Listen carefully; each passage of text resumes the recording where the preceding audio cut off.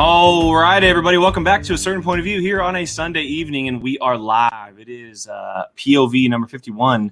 I haven't said number of episode in a while, and that felt very strange. I don't know why I said that, but I said it. Okay, we're back. It is a Sunday. It is okay. We made it 51 episodes, which is awesome, but we're going to continue on here on the channel, and the whole crew is here, and we have a really exciting show tonight to discuss. We have some really cool rookies coming on as well. Plus, we're going to be getting to the obvious free agent chaos that happened on Friday. Some stuff was expected, some stuff was not expected, and we'll be getting into that a little bit later on the show, around the 6:45 or so.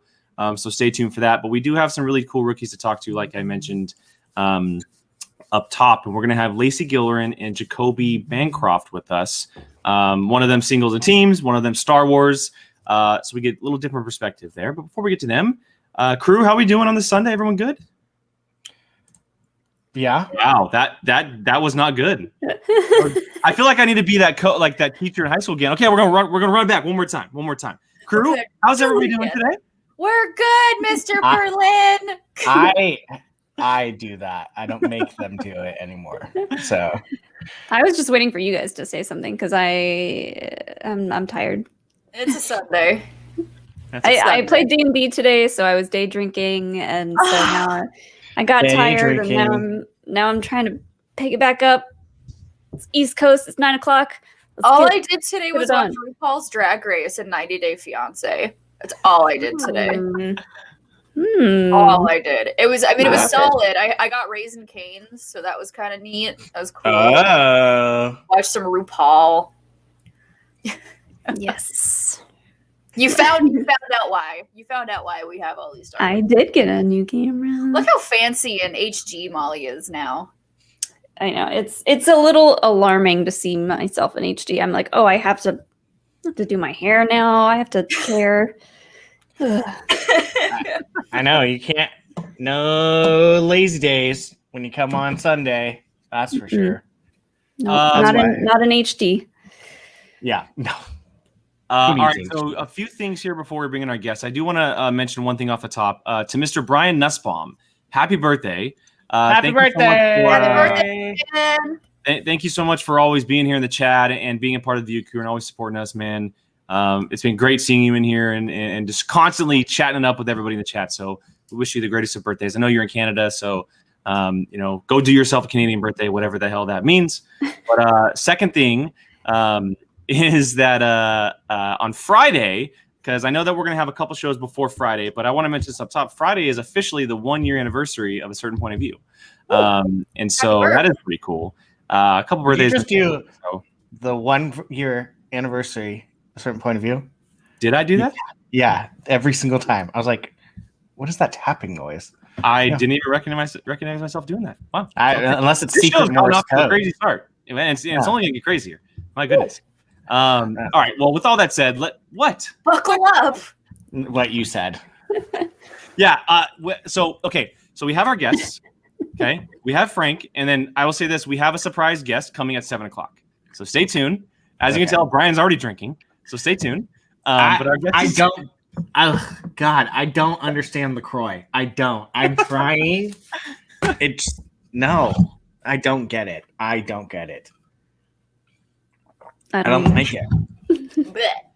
It tastes. Anyway. You know what it tastes like when you pour a soda and you leave it, like there's like a little bit left, and you leave it, and the ice just melts down.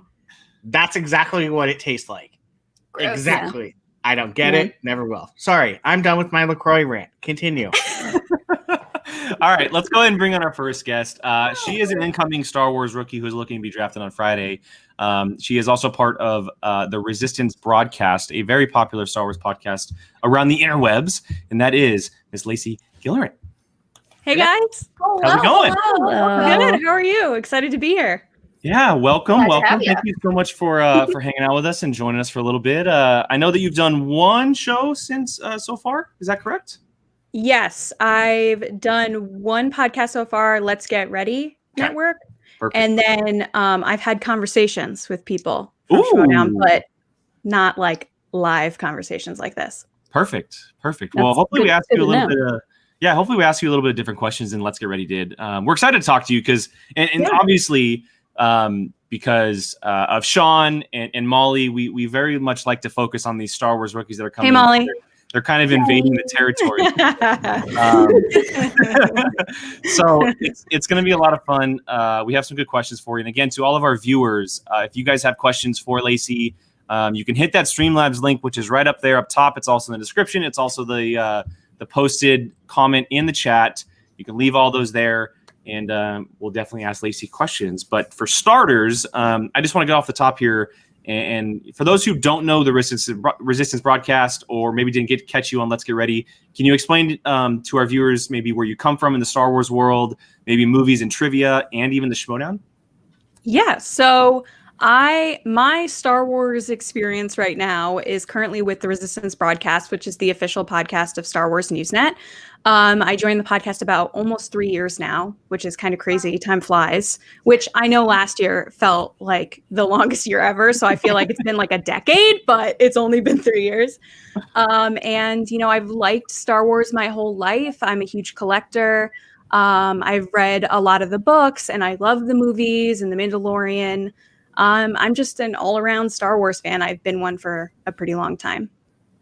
That's awesome. That's awesome. And have you watched the Schmoedown before this, or is this kind of new to you? Okay. So I'm aware of the Schmoedown. I think my first kind of recognition of it was in 2019. Our panel at Star Wars Celebration was prior to the Schmoedown event with Alex. So cool. A lot of people that are our listeners were talking about it with us, and I was like, what are they talking about? And then Alex had this belt, and I was like, is he a wrestler? Like, what's going on?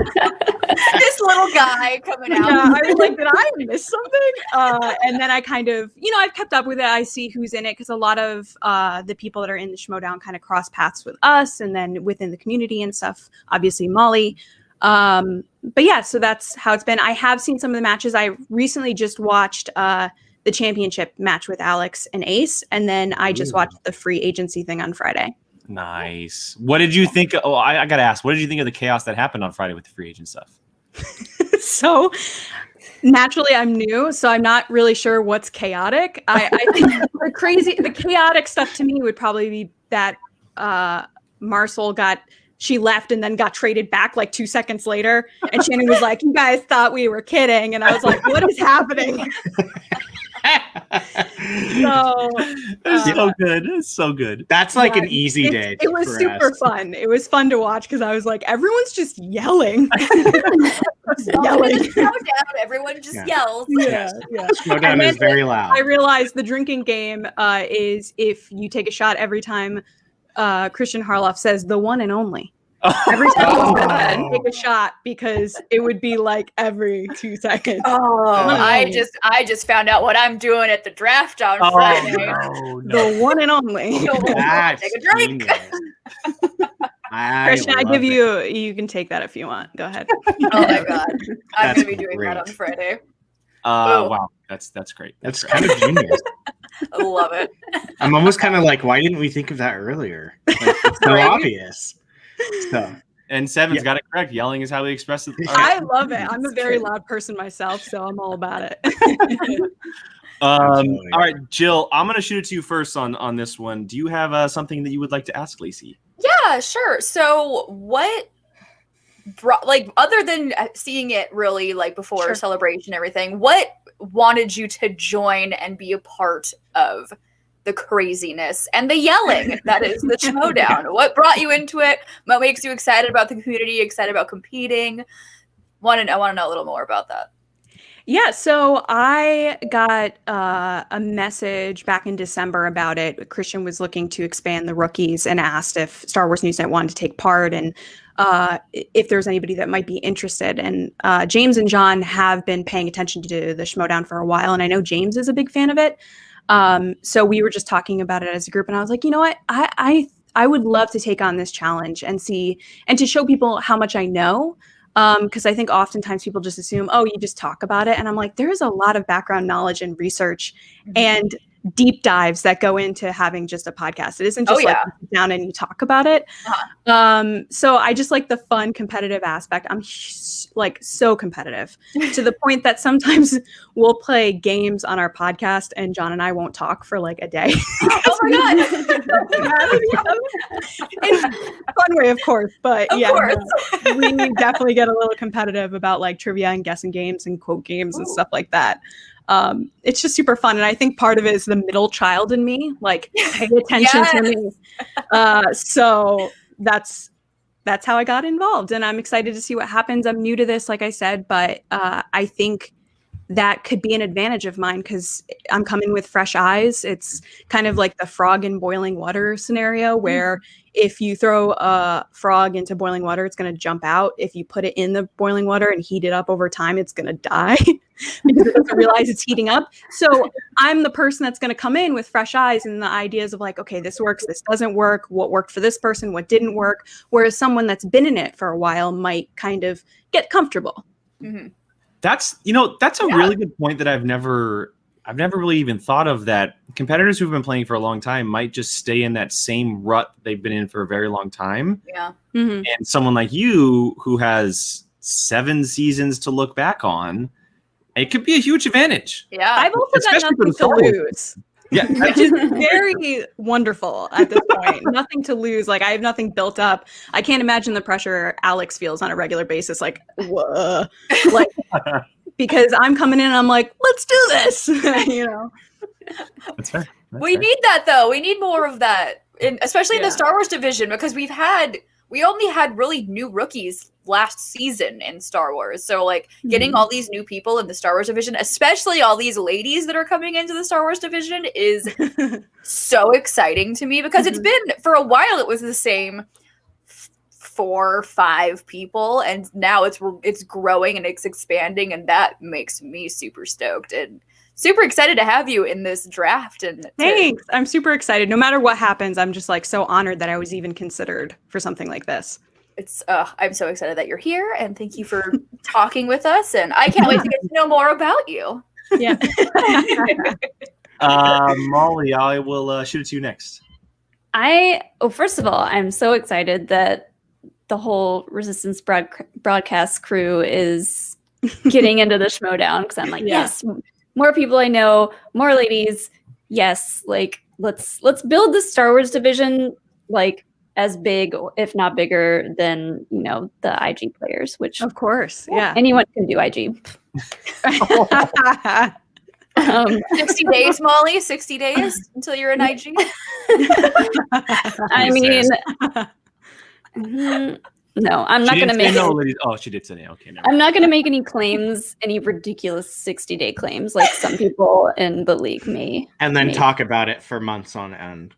Yeah, and then go back and forth. And Sorry. Still. Sorry. Hashtag 60 days. 60 days.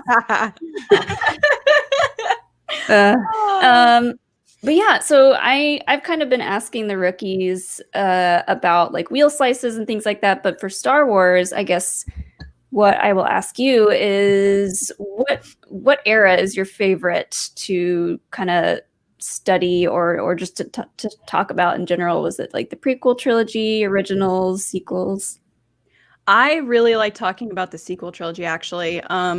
I grew up on the original trilogy and I saw the prequels in the movie theater, which I always like to say the funny thing that I did when I was little, when I saw The Phantom Menace, is I left with my dad and I turned to him and I was like, where's Luke Skywalker? Where was he in that movie? Yeah.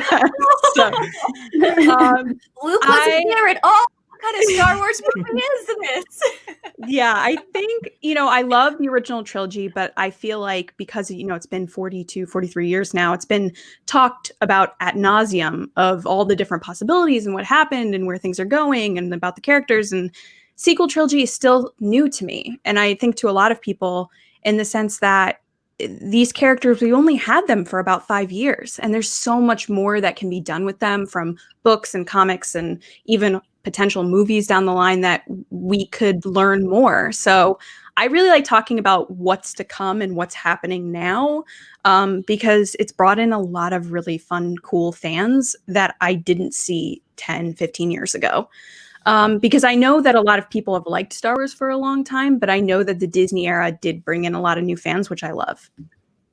Definitely. I'm a huge sequel trilogy supporter, cheerleader, all that stuff. So, yes, that makes I me had to happy. throw this up here. So your reception was lukewarm. Basically, yeah. I'll build off of Molly's question real quick. Is there a specific movie in the sequel trilogy that you think you would do really well at? Force Awakens, easily. Okay. That is my go-to movie. That and Return of the Jedi are probably my go-to movies. But Force Awakens, I've seen, I can't even count how many times I've seen it. And How when many times did you see it in theater? I think 4, but I'm talking like DVD. It's in my DVD player. On my iPad, it's on my iPad. Like it's in everything. But it was really funny when I was watching the match between Ace and Alex. There was a couple Force Awakens questions, and I got them like that, like before they did, and I was like, yes, because like I'm that obsessed with that movie that I felt like really smart for 2 seconds. Very fair, very fair. All right, Mr. Avellino, what do you got? Well, first I need to know, do you lean towards the light or the dark? The dark is more fun, but probably I like to think that I'm a good person, and I lean towards the good side, and I would do what was right. Fair. I like to think that I'm a good person. Both worlds. Yeah, right. So obviously we have managers in Schmoedown. I won't ask you specifically who you would prefer to be with, but what is it that you would like to have in a manager? Like, what are the things you would look for if you had your choice? I want a manager that's going to support me as a new person, as a rookie, but also challenge me and bring me into kind of their faction as like a family member, in the sense of I want to be a part of a team that works together, that studies together, that wants to be collaborative and work towards the goals of being winners, to all working together. I am a self-starter and I'm able to work independent, but I know that I'm just stronger when I'm able to bounce ideas and thoughts off of other people. I feed off of energy. So if I'm with a group that's like really, really collaborative, I'm going to do really well. Are there I know, because I know you've been watching and kind of doing your research. Are there, and I'm not going to ask you to just do one, but are there a couple managers that you really enjoy watching manage their players? Yes. Right now, my 2 managers that I really like are Roxy and Shannon, which is obviously hilarious because they don't like each other. Very opposite ends of the spectrum there. But I do like both of them, and I feel like they have really good personalities, both on different spectrums, like you said. But I think they would both be fun to work with. Yeah. Oh, yeah. They would be fun managers to have. That's for sure. Especially, I mean, we especially in the Star Wars division, being that one had Laura Kelly, one, has Alex Damon. That's the other part too, is I want someone that has experience of working with Star Wars players and ones that, because the Star Wars division is different. It just is. It is. Nothing is more specific than a Star Wars division, is what I try to tell people. No one will disagree with you on that statement. Everyone is like, oh, the Star Wars division is a whole other beast. Yeah. I mean, you go from 2 divisions that have unlimited amount of movies. Nice, Brian. Nice. Unlimited. Nice. But I do want it to be said that I would be happy to work with anybody. Like, I don't want anybody watching this and being like, well, I'm not drafting her. Like, I will work with anybody. I like to think I'm a nice person. Brian, I thought you were making a joke. My finger is on the remove button. So listen. I thought you were making a joke towards unlimited power. So I said nice. No, what? Nothing wrong with that. See, Chuck gets me. Chuck got it. He gets me. Okay. I'm just gonna spin here in my chair. Oh god, I'm just waiting for Brian to just start spinning in a circle. You know I'm pondering when I start to spin. Yeah, So- you are. Okay, I need the Emperor's chair. That's what I really need. Oh. If they make that, All you have me thinking about is Austin Powers, where he's just like, that is 100% me. Where he's just like, the chair is not moving. It's bolted to the ground. Yeah. Okay, so I know that this is usually asked in the chat, and it might have been asked in the chat, but I might have missed it. And I want to know, you've been doing a little research, and I don't know how far back you've gone in the Star Wars division, but if you were to choose someone that you would love to debut against, whether it's someone that's already in the league or even maybe a rookie, is there someone that comes to mind immediately? I think this is going to be a funny answer, but it's honestly the first person that came to mind. I really want to play John Hoey, who is my partner on Resistance Broadcast. Yes. And I said this earlier, we are so competitive to a point that it's like ridiculous. And he wears this backwards hat all the time. It's like his thing. I want to embarrass him so bad that he has to turn the hat around and hide his face. Oh. Like, that's what I want. I want to just have that moment. And you know what? If I was to lose to John, it would make our shows even funnier because he never let me live it down. So I'm going with John. I was tempted to ask you who, I mean, obviously I would assume you'd say you, but who you thought had more of the trivia knowledge. Oh, really? John, and not just Star Wars, he knows like all movies. So well, he just started a movie podcast, correct? He did. Yeah, no, he knows so much stuff. It's like crazy how much stuff he knows. So, but you're up to the challenge to just totally destroy him. Totally. And if not, it will be entertaining. If anything else, it will be the lead up and during will be comical. So Sean on deck had this and sent it to me. I said the place that made his Mandalorian skull, they make it. Like, I was like, they have the chair. You can buy the chair. So cool. Brian, I'll just buy your chair off of you. Okay. Deal? That's not even enough for the down payment. That was I looked it up. I was like, you can put a down payment. And I'm like, the down payment's like 3 of these. Oh man. All right, Molly, do you have anything else you wanted to ask Lacey? I don't think so. I'm very excited that you guys are excited, and you particularly are excited to come into this crazy world that is the Schmoedown. And I don't know, it started to feel a little bit stale for me, and then now, like, we got the draft coming, we got all the rookies coming, and it's like shot up 1,000%, and I'm so excited. Yeah, it's just gonna be super fun more than anything else. Like, that's what I'm excited about. Mm-hmm. I just want to see like Molly versus all of her friends. Don't do that to me, Brian. No, just be like, all right, Do you Molly, want me to quit? just make Are a you list. excited for your upcoming match? Excited? Yes, I'll say yes. I was waiting for the fan to just cover your I face. know, I was excited. Excited. Oh my god. Okay, Bridgerton. Yes, of course. I love Laura Kelly. She is a force to be reckoned with for sure. So yes, I'm doing quite a bit of studying. So Nice. And now I'm turning this into a Molly interview. You're good. Molly, You're fine. is there a team you want to be on? there is. There's a couple. Nice. We'll see. She doesn't want to reveal anything, obviously. We'll see if I'm happy after this coming Friday or not. I think you will be. I think you'll go first or second draft. Fingers crossed. Ooh. And that's only because IG and other movie people are mixed in, so they like have different. I'm saying Star Wars wise, you'll be one of the first. Oh, yeah. Love it.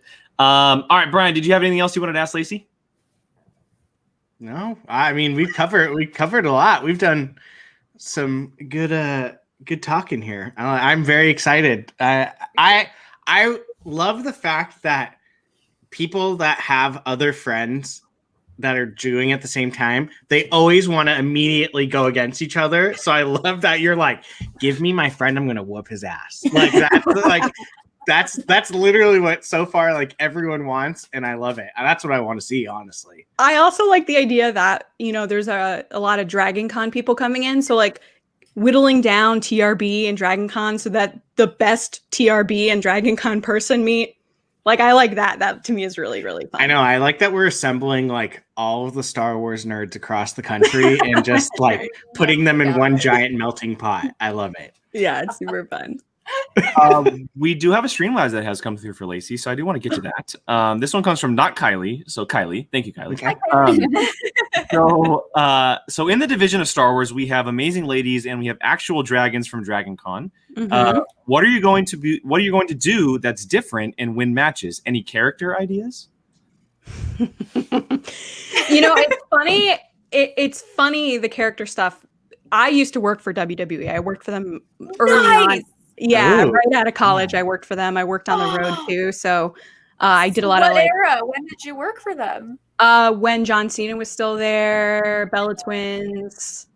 Like the Wow. CM Punk days? Yes. Yep. Yeah. Yeah. It was fun. It was a crazy. So I worked there for about a year. It was a crazy year because I worked on the road. So I would travel every week to go to the live Raw tapings, then SmackDown, NXT. Yep. Then I would come home and work in the studio for voiceovers for international stuff. And then I would pack new clothes, go back on the road. So there was one week, I think it was insane. I was home for one day and it was because we went to Raw, SmackDown, home for one day, tribute to the troops, then back out for Raw. And then, yeah, it was insane. But it was super fun. And it's really cool to see behind the scenes and how that works. And I'm sure people say this a lot about Schmoedown too, is you see these characters and then you meet the person and you're like, oh, you're not like that. Yeah. You're normal. You're not a total asshole. Got it. So, like the weird thing is like I one of the ones I remember being like super nice is like Bane is like the sweetest guy and his name is like Glenn and he's like super Don't you love that when they just Yes. have like these basic ass names? His name's Glenn. yeah. So he would be like come out and he's like chains and stuff and you'd be like, hey, how's it going? And I'd be like, this is so weird. Or like Gold Dust is like really, really sweet and he had a southern accent. Seemed very nice. Yeah, he was really nice. But yeah, no, that world is just really cool. So the character stuff to me, you know, competition and trivia is super fun, but the character stuff is like probably the more exciting stuff for me personally, because I just think it's like, wait, you want me to be a dick to these people? Okay, sure. I love how this is after I was just like, I'm like a nice person.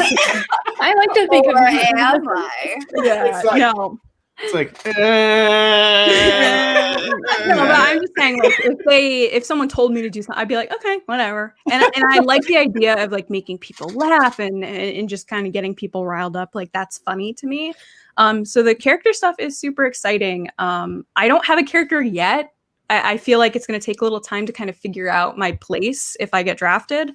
But I'm open to whatever. I know when I was on Let's Get Ready, they were like pitching me as a heel the entire time. They were like, Lacey's evil. She makes people cry. She's like the worst person ever. I was like, I've been here for 5 minutes. I've said hi. I mean, that just means that you have range and Oh no. I loved either. it. I was laughing the whole time, but it's just really funny that they were like, no, you're the bad guy. I was like, okay. Okay, cool. Yeah, best to just let them do their thing and just It was smile super and nod. fun. No, and everyone's been so welcoming, and I want to thank you guys and everybody else watching that. From the moment my name was put on a list, everyone's been so nice, and I really appreciate it because this is like a whole new world to me. And when I joined the podcast 3 years ago, when I first joined, everyone was like, oh my gosh, welcome. And I had never really talked about Star Wars. I'd always loved it, but never talked about it. And I remember being so nervous about it. And this was kind of similar that I was like, I don't know what to expect. And everyone has been so nice. And I can't thank you guys enough for being so kind. Of course. Yeah. Yeah, this community is definitely one of the best out there. We're all we're a crazy fun. little yelling, shouting family, and Yeah. it's pretty great. It's very loud. Yeah. All right. So before we get to our POV question, Jill, did you have anything final that you wanted to ask? Yeah. So speaking of character work, let's work on let's do a little improv here. So let's say you get drafted and your first match happens to be against John. Can you please cut us a promo? Sure. Also, I'll say this: we have John on Tuesday, so I will make sure he sees this. We have him on Tuesday. All right. Look, I get it. I'm new. I'm a new rookie, Star Wars rookie. I'm new to the Schmoedown world, but I'm a no one. I get it. But you know who was a no one in Star Wars? Rey. Rey, the Jakku scavenger who learned to fight and survive all on her own and was underestimated. I've liked Star Wars my entire life, from when I was 6 years old, and I found it on my own. I wasn't introduced to it through my dad or my brothers or friends or significant others or whatever. I found it on my own. I've been told my whole life I'm not a true fan, I don't know what I'm talking about, and that I'm constantly said, people always say that I don't know anything about Star Wars, and I always prove them wrong. So when you're lying on the ground in the snow like Kylo Ren and you're in shock, just remember who kicked you down there. Me. Boom. Well done. Yay. Nice. That was great. That's a tricky question, and Jill likes to put the rookies through hell. So bravo on that one. Bravo. Thank you. She's a bit of a loser. Also, I already said the hat thing, so you can tell him I said that too. Fair enough. Okay, so we always finish off our interview with one big question here for our guests, and it's, because we're all movie people, movies bring us together. Sure. And our Patreon is based around candy. We always like to ask everybody, what is your favorite movie snack and what is your favorite candy? First of all, I love that you do candy levels. It was like gummy worms. Yeah. Super fun. I usually say cute, but then I realize like how some people might not like it. It's super fun. My go-to is probably a cherry Coke and a popcorn with no butter because I don't like the movie theater butter. I don't either. It's gross. You're the second person on the show to say that too. Yeah. It's like oil. It's gross. And candy, I switch between Skittles and Reese's Pieces. Ooh. Yes. Sweet, Nice. savory, sweet, savory. Yes. Love it. Awesome. Well, Lacey, thank you so much for hanging out for a little bit and popping in. It was super awesome to talk to you and allow you to have a little bit of a solo time in front of the community as well after your podcast mates. So good luck to everything on Friday. Can't wait to see what he says. We record on Thursdays, so let's see how this goes. We can't wait to see what happens on Friday, and good luck to everything. Thank you so much, guys. Good luck. Bye. Bye. Good luck Friday. Thank you. Woo. All right. Just These continuing rookies continuing the train of great rookies. Just continue. I know. I can't wait to see the rivalry between them. I know. Oh my God, Ray. Give me Star Wars. Give me more Star Wars rivalries. Give it to me. Let the hate flow. Let the hate Yo, it's gonna. Well, I will say this. Our next guest is already here. He's been hanging out for a little bit, so let's go ahead and bring him in right now. That way we can get as much time as possible with him. If you've been watching other shows around the community, you know what is called the Fan League 4. We had 3 of them on last week, 2 of them on our special, and then Christina was also on our show last Sunday. And the 4th member of that is someone that we've been able to get on tonight, and we're very excited to talk to him, and that is Mr. Jacoby Bancroft. Hello. Thanks for having me. Happy to be here. Of course. Welcome. Thanks for coming. Oh man, this is weird. It's a weird sensation. Usually I'm with the other Fan League 4. Usually there's like a whole row of us coming at you. There you go. Now it's just me. So we're putting you on the spotlight. We're giving you a chance, and we got to see what you got on your lonesome. Oh man, exciting stuff. Well, again, thank you very much. I mean, the whole chat is already blowing up. So you're a name that's, we got Amaru in here, we got Anthony in here, Peggy, the whole crew is in here. I know Christina has already sent in to Streamlabs as well, so I'll read that here in a second. But they are absolutely the biggest hype squad known to man. I mean, just like if you want anybody to hype you up and have them in your corner, everyone in the chat right now is just above average. They're amazing is what they are. Well, so for those who don't know who you are, and obviously I know that you come from the fan leagues, but a little backstory on yourself, movies, Schmoedown, fan league, also kind of just all how it connects to everything. Sure. As probably a lot of people in this community, I've loved movies since a very young age. I'm very lanky. I'm very skinny, so I don't play any sports whatsoever. I don't keep track of any sports, unfortunately. But I do like movies, and I like movies a lot, and I always have. And I just knew entertainment is just my passion.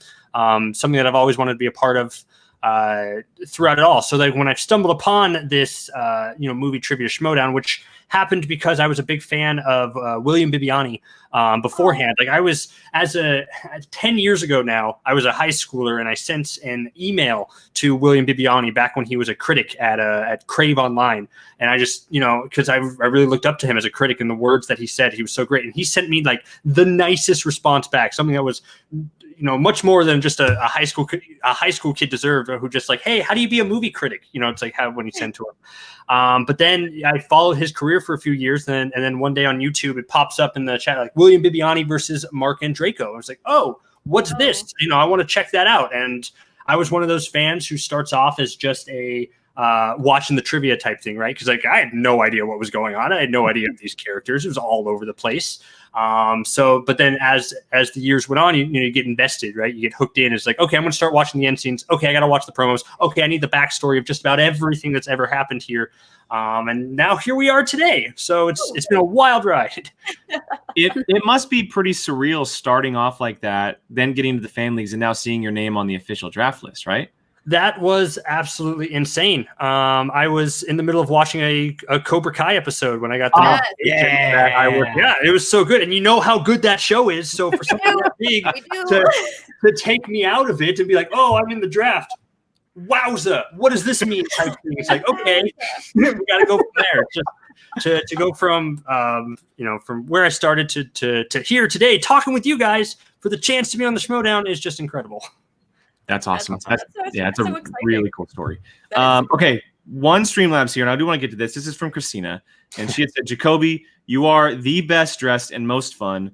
Which of the Fan League 4 is your favorite? No pressure. Hashtag draft Jacoby. Already stirring the pot, girl. Already does that. And the problem is Christina, kind of cornered me in a dark alley before this and said, if you don't stay me like after this, then we're gonna have some trouble. So out of fear for my life, I guess I have to say Christina because I hold everything that I love, dear to me. So I guess I just got to say Christina. Christina, I hope that answer was okay. Don't hurt me.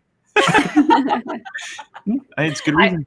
I was going to compliment you on your shirt. Actually, I love the print. Thank you. I like Hawaiian shirts and I like crazy wild pattern shirts because I like to have fun. I started wearing them in the fan leagues and now I don't take them off. Nice. So I hope to bring that. If I get drafted, there will be Hawaiian shirts. That's kind of what I did in my more shirts. That's how I think I pressured Christian because in my audition video and my email I told him it's like I have a lot of Hawaiian shirts. If you draft me, I'll wear them. So I think that's what got me over. Someone in the chat said that. Oh, here it is, right here. Should be team with Matt Ashley. I was just about to say that. Oh, yeah. I would love that so much because Matt Ashley is like one of those players who I love. It's like those are the types of players I love the most. The ones who are super knowledgeable, obviously, but then also they're there to have a good time. They're there to have a lot of fun. And they're able to rock it. So I love the energy Matt Ashley brings to everything. So if we could team up and wear Hawaiian shirts together, I would die. I would love that. Fair enough. All right, Molly, I'll go to you first. Yeah, so you are going into singles and teams, correct?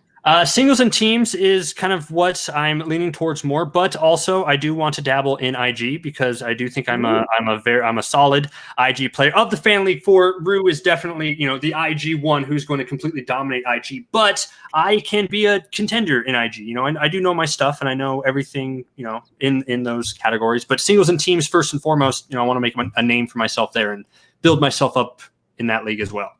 Awesome. Good to know.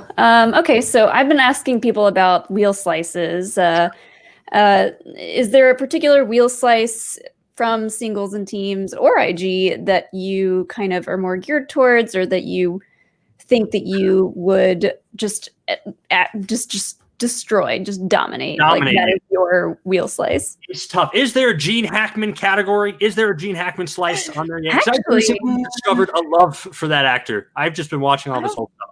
I don't think there is, unfortunately.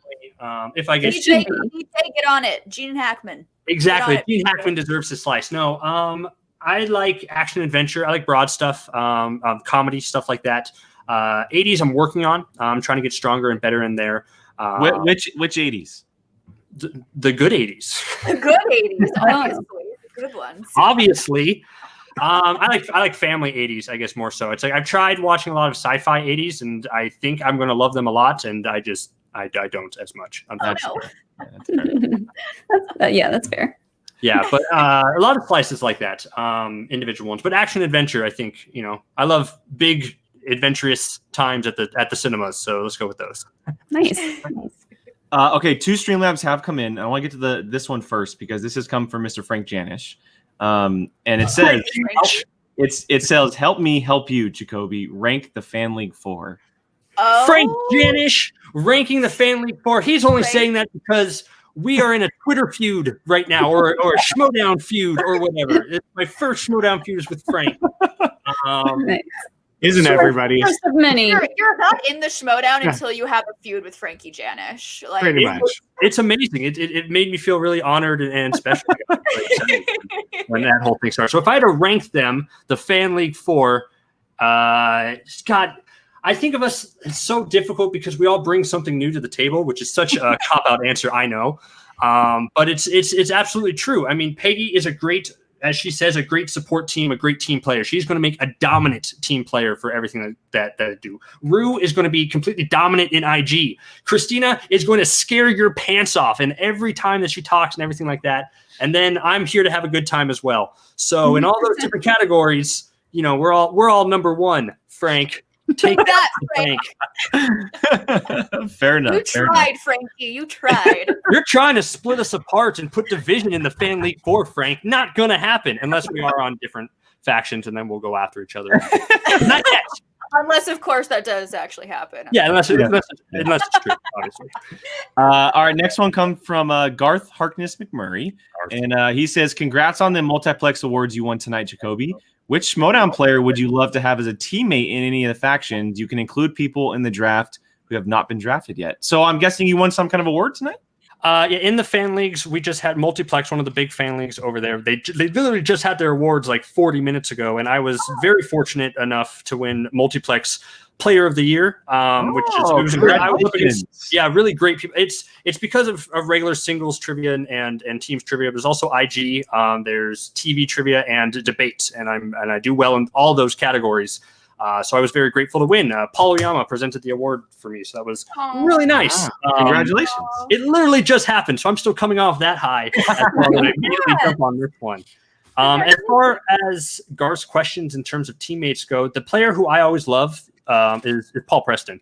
He had a really tough season last year, obviously for all that, but the energy that he brings with his comedy and his beastly trivia skills is amazing. So if I could just be in the same room with Paul Preston in any capacity, I would be truly honored. I think all of us here can agree that this coming season, I think Paul Preston's going to be the comeback player. I think everyone should definitely keep their eye out on Mr. Paul the Powder Keg Preston. Yeah, absolutely, I agree. I would definitely agree with you. Frankie!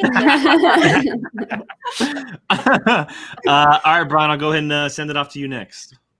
So I guess I can go a little bit more difficult since you actually know the league and follow it. I ask usually what you're looking for in a manager, but who do you think you're more geared towards? Who would be a best fit for you?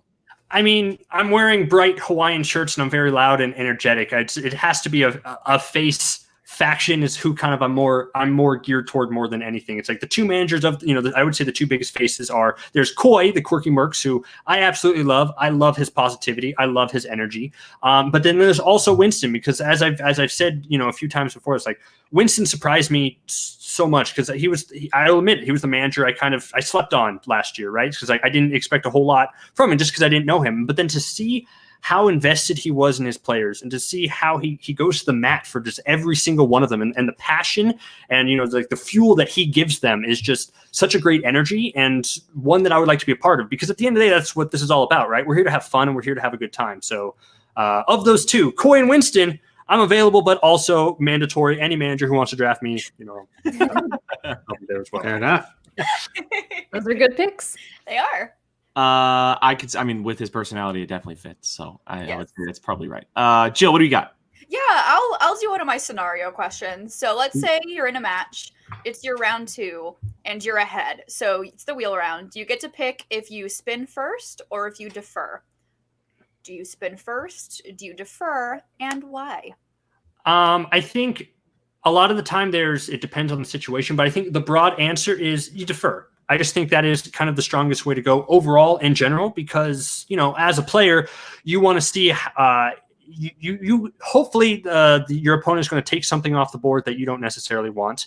And also you can see how well you need to play going forward in your round, right? Because then you can be like, I can be a little risky and go for 2 because like I need to, because they just did really well. Or, hey, they didn't do very well. I'm in a comfortable spot. I can check down to multiple choice and go for the 1 port and be safe and still, maintain a comfortable lead. And also I think there's that psych element, to it as well. If kind of defer to them, it's like there's a lot of pressure on them, I think, to go first and to do well when you don't know how well your opponent's going to do. So for all those factors, yes, it's a case-by-case basis depending on score and who you're playing against and what's on the wheel. But overall, you defer.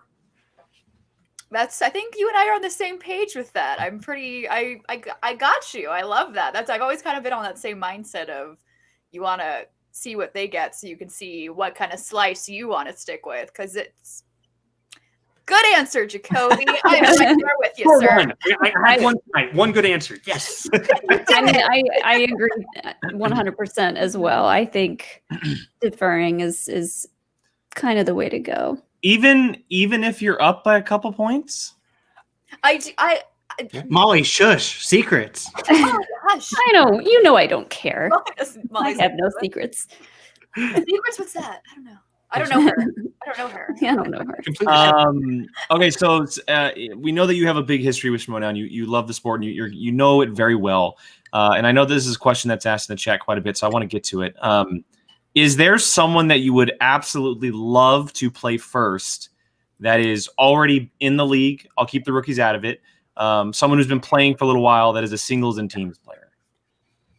Singles and teams player. It's first and foremost, just because of how I got into the Schmoedown, I would love to play Bibs, but am I at Bibs level? I'm going to be honest. No, because I don't think a lot of people are, to be honest with you, for everything like that. So for a first player, I would love to take a shot at Ben Goddard.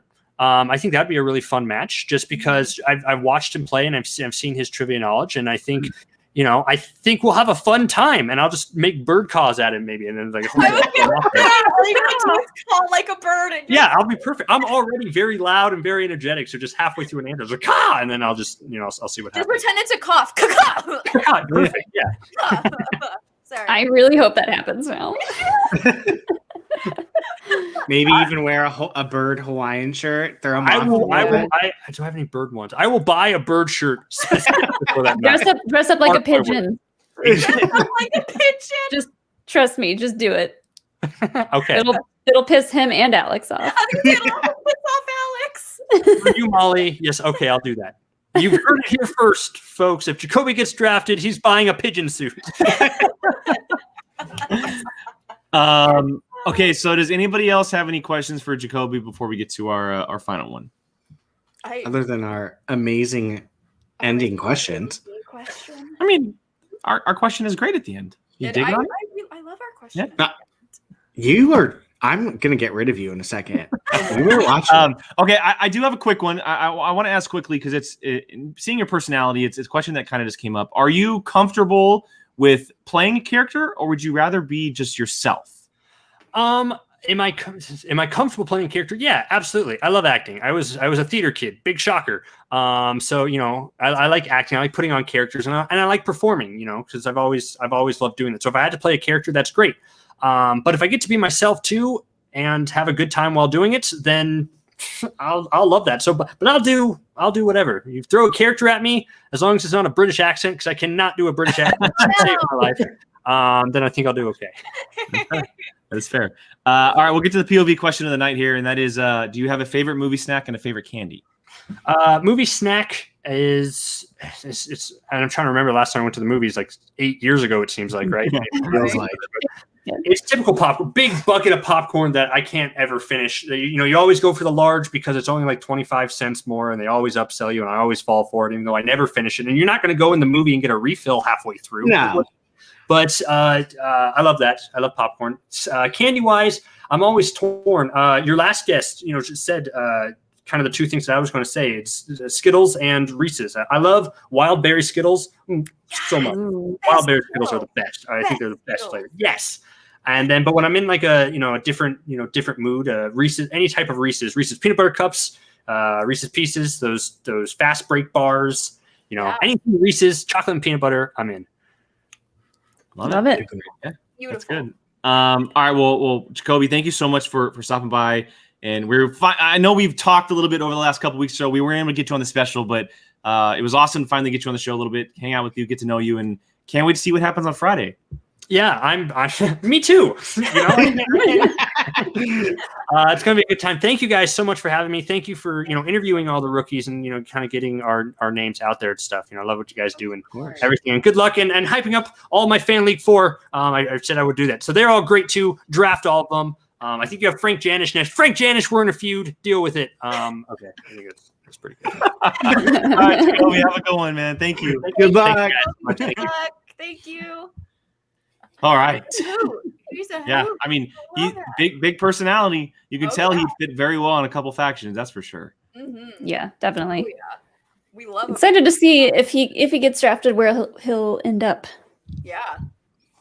I mean, I didn't realize, and I don't know. I don't do a lot of research on the fan leagues, but I mean, winning Player of the Year that's a big deal. I mean, that's huge. Little award thing. That's super cool because they put in the same amount of work basically as the Schmoedown competitors do. So it's awesome that they do their own little award. That's so rad. Yeah, Thank you guys for doing that. That's awesome. All right, we're going to shift gears from interviews with our rookies, and we're going to get into the free agency stuff. We have a lot to discuss with the free agency stuff, so hang tight. And we're going to bring in Mr. Frank Janisch with us, and he is here. Go ahead and pop him in. Wind chill. What is up? Hello, guys. How you doing? Good. Thanks for joining us, man. Thanks for having me. First off, I got to say, do you have anything you want to say to Jacoby? Answer the question, man. Answer the question. If you can't do it here, how can you do it in the Schmoedown? It's come on. Frankie out here just stirring the pot. I'm trying to put together a draft board, and he provided no help. So if his position on the board is affected by that, I don't know what to tell you. That is fair. All right, let's get into this. So we have the free agency. It officially happened. We know the first three that are on each faction. You could say that some are expected, some were not expected. Let's just kind of talk a little bit to begin with about overall thoughts of how the event went. Did it live up to what was led into? And Jill, we'll just go down the line a little bit. Jill, what did you think of the free agency stuff? There was a lot of stuff I wasn't surprised with, but the surprises in this, I said it on Twitter. Who did Kaiser sell his soul to get this to happen? Right? He got Robert Parker, the GOAT Dan Murrell, and Ben Bateman. How did you do that? Please explain your ways. I don't understand. But I think, and then JTE is back and he's on the Finstock exchange.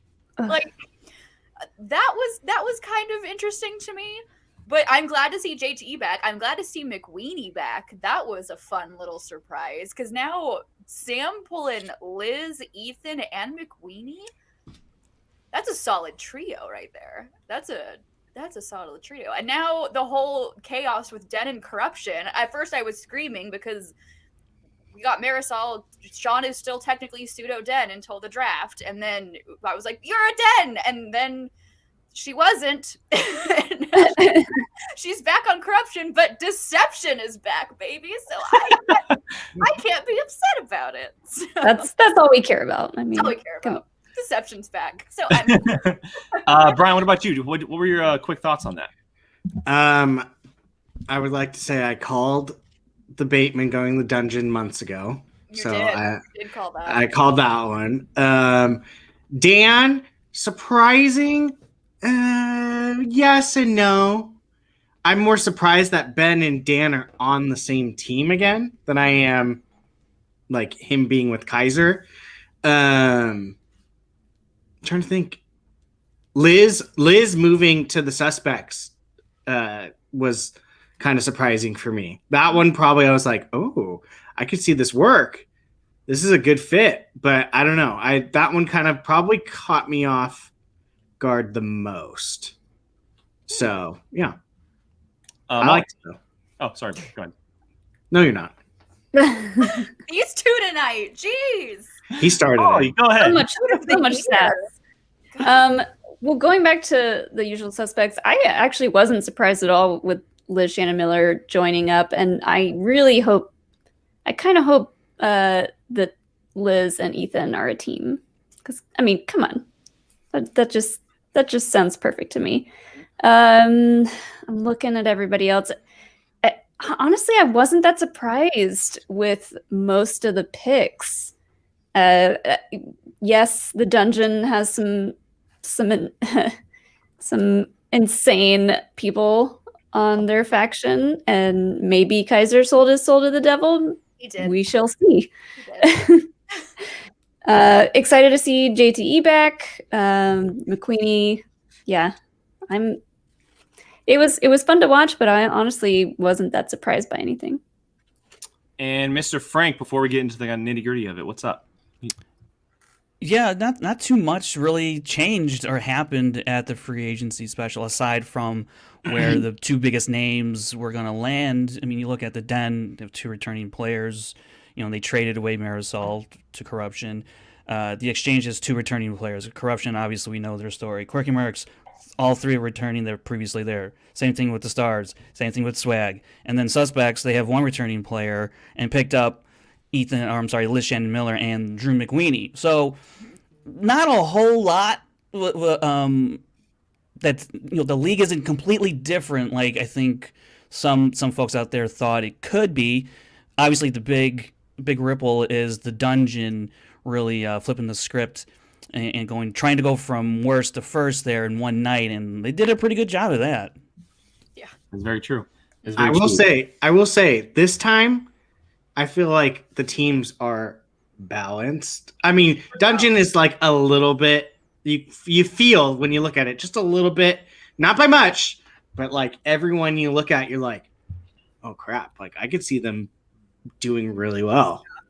So yeah, I think it's going to be a really competitive year. And now that there's more of a plan in terms of what matches are going to be played, when they're going to be played, how we're playing them, I think it will be a much more contentious race to the top throughout the majority of the year, because I think we got about halfway through the year, maybe barely, before we kind of figured out who the top three is going to be between the Exchange, Swag, and Corruption. While the Den flirted with that for a little bit, and then it was always kind of like a seesaw between the Quirky Mercs and the Rockstars from there on out. But no one really threatened those top three for a vast majority of the year. I think that's going to be a completely different story this year, especially with potentially more Inner Geekdom matches, more Star Wars matches that lead to more points. So you might see leads trade way more this year than we did last year, and I think that's obviously, personally, I think that's great for the league, all the ups and downs and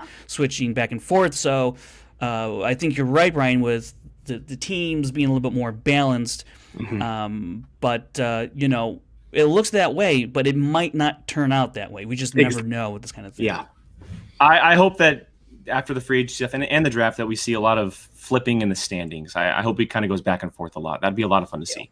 All right, let's go ahead and start with just kind of running down the factions a little bit, and we'll start with the FinSoc Exchange. And we actually have a special guest who is joining us to talk the FinSoc Exchange, and that is the outlaw, Mr. John Roca. That's goddamn right you do. Goddamn right you do. Oh boy, that's right. Frank, didn't you just lose to me in a Schmoedown? Get out of here. What do I have to do? You guys, if you want Yeah, you're yelling for the next 15 minutes. I'll do the stats. 1-0. 1-0. I'll do the stats. 1-0. It's not so hard for you. Look, John, kid. if your only win is a point towards me, something's wrong. Something's wrong. I began the year with a win over you. That's how it starts, son. A winning tradition in 2021. Okay. I'll take credit for all your success then after this. Just like a fan needing all the stroke from a star. Listen here. It's a fantastic. Yeah, I'll say it. I'm an outlaw. I'm a rebel this year, so you can suck it. Here's the deal. I'll tell you right now, we got ourselves a hell of an exchange. You know what's funny? Everyone's crowing about the dungeon. It's always it's funny to me. We cut some dead weight off the team. They picked up the dead weight, and everyone's losing their minds about how great of a pickup it is. You know who they picked up? They picked up a guy who choked away 2 title shots in the last round with what you would assume are insurmountable leads. And then they picked up a guy like Dan Murrell, who I outplayed in both of our team's matches and got more right consistently. He didn't know our last 2 5-pointers to even give us a shot to contend at the end there. I'm the one that knew the Martin Scorsese answer. I'm the one that knew Terrence Stamp and Young Guns. So there's those things you got to look at here. I think Finstock and we had a little conversation in the offseason, and I said to him, we got to cut these guys because they're bringing us down. We need to start over again. We need to have the killer mentality. No more stroking, no more uncomp. Look, they can cut all the great promos they want. And look, I taught my brother Dan Murrell about promos, everything he knows about promos now. What you see now is a year with the Outlaw. That's what I can do. So I'm looking forward to the people we bring into the exchange under the tutelage of a 6-time manager of the year in Finstock, JTE coming back, and Craig, one of the up-and-coming future 4-belt stars in this league is Craig the Barbarian. So I'm excited about what we've got coming on in the exchange this year for sure. It's nice to strip it all away and start all over again and rebuild the hunger. Ooh, yeah, I mean everything's accurate there. Everything is not wrong. Thank you very much, Jill. Thank you, Jill. I knew you were the smart one on the show. Brian, what's up your ass? What's going on with you? What's wrong? Me? Are you a Bills fan? Is that what it is? No, God, no. Fan? Is that what it is? No, Raiders, unfortunately. That's even worse. I know. So I do want to ask because since free agency, we always expected that you and Barbarian were going to be 2 that kind of lead in the pack for Finstock. But a lot of people have been not anymore. JTE now. It's a 3-headed dragon. So I wanted to ask because a lot of people on social media and in the community are questioning the decision of bringing JTE in because he hasn't been around for a little bit. Yeah. Is there something you can tell us as to why you did it or what he's bringing to the table as a competitor into 2021?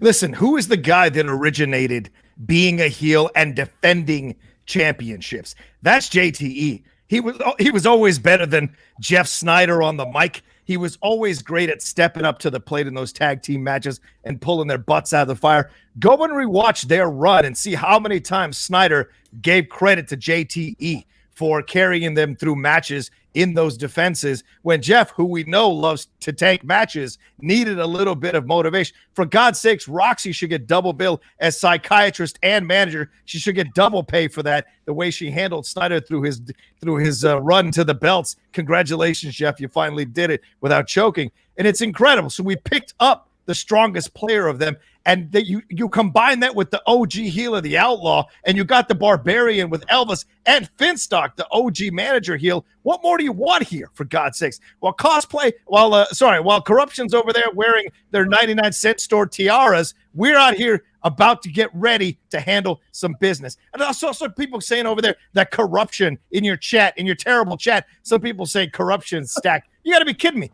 Kalinowski can't play the Founding Fathers anymore. What the hell is he going to do now, for God's sakes? If it ain't an Inner Geekdom match, the kid chokes away. Chance, that's a good player. I'm not going to deny that. Marisol, I think Kate got absolutely fleeced in that trade, for God's sakes.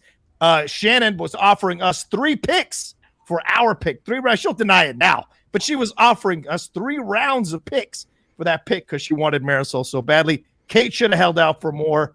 We'll see how she drafts, though. We'll see how she drafts. I'm so happy that heel John Roca is back. Can I just answered 7 questions, didn't I, Joe? I'm sorry. I apologize. Your job is done here. That's great. Yeah, I mean, I don't know. We have anything else to ask. Stay here. I got something bad. Brian Nussbaum, you're an idiot. Brian Nussbaum just said I had a terrible year last year. Bitch, I was 2 questions away from retaining a belt and fighting for a belt. What have you ever done in your life, son? You had a terrible year last year.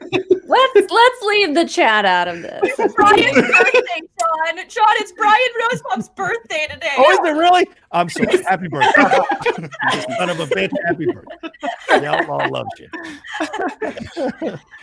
I want to know. Yeah. I want to know, have you guys already, I know Teams isn't a thing right now, but like, have you already like figured out a team? Because you guys, either way you roll it with those 3 would be a good team, no matter which.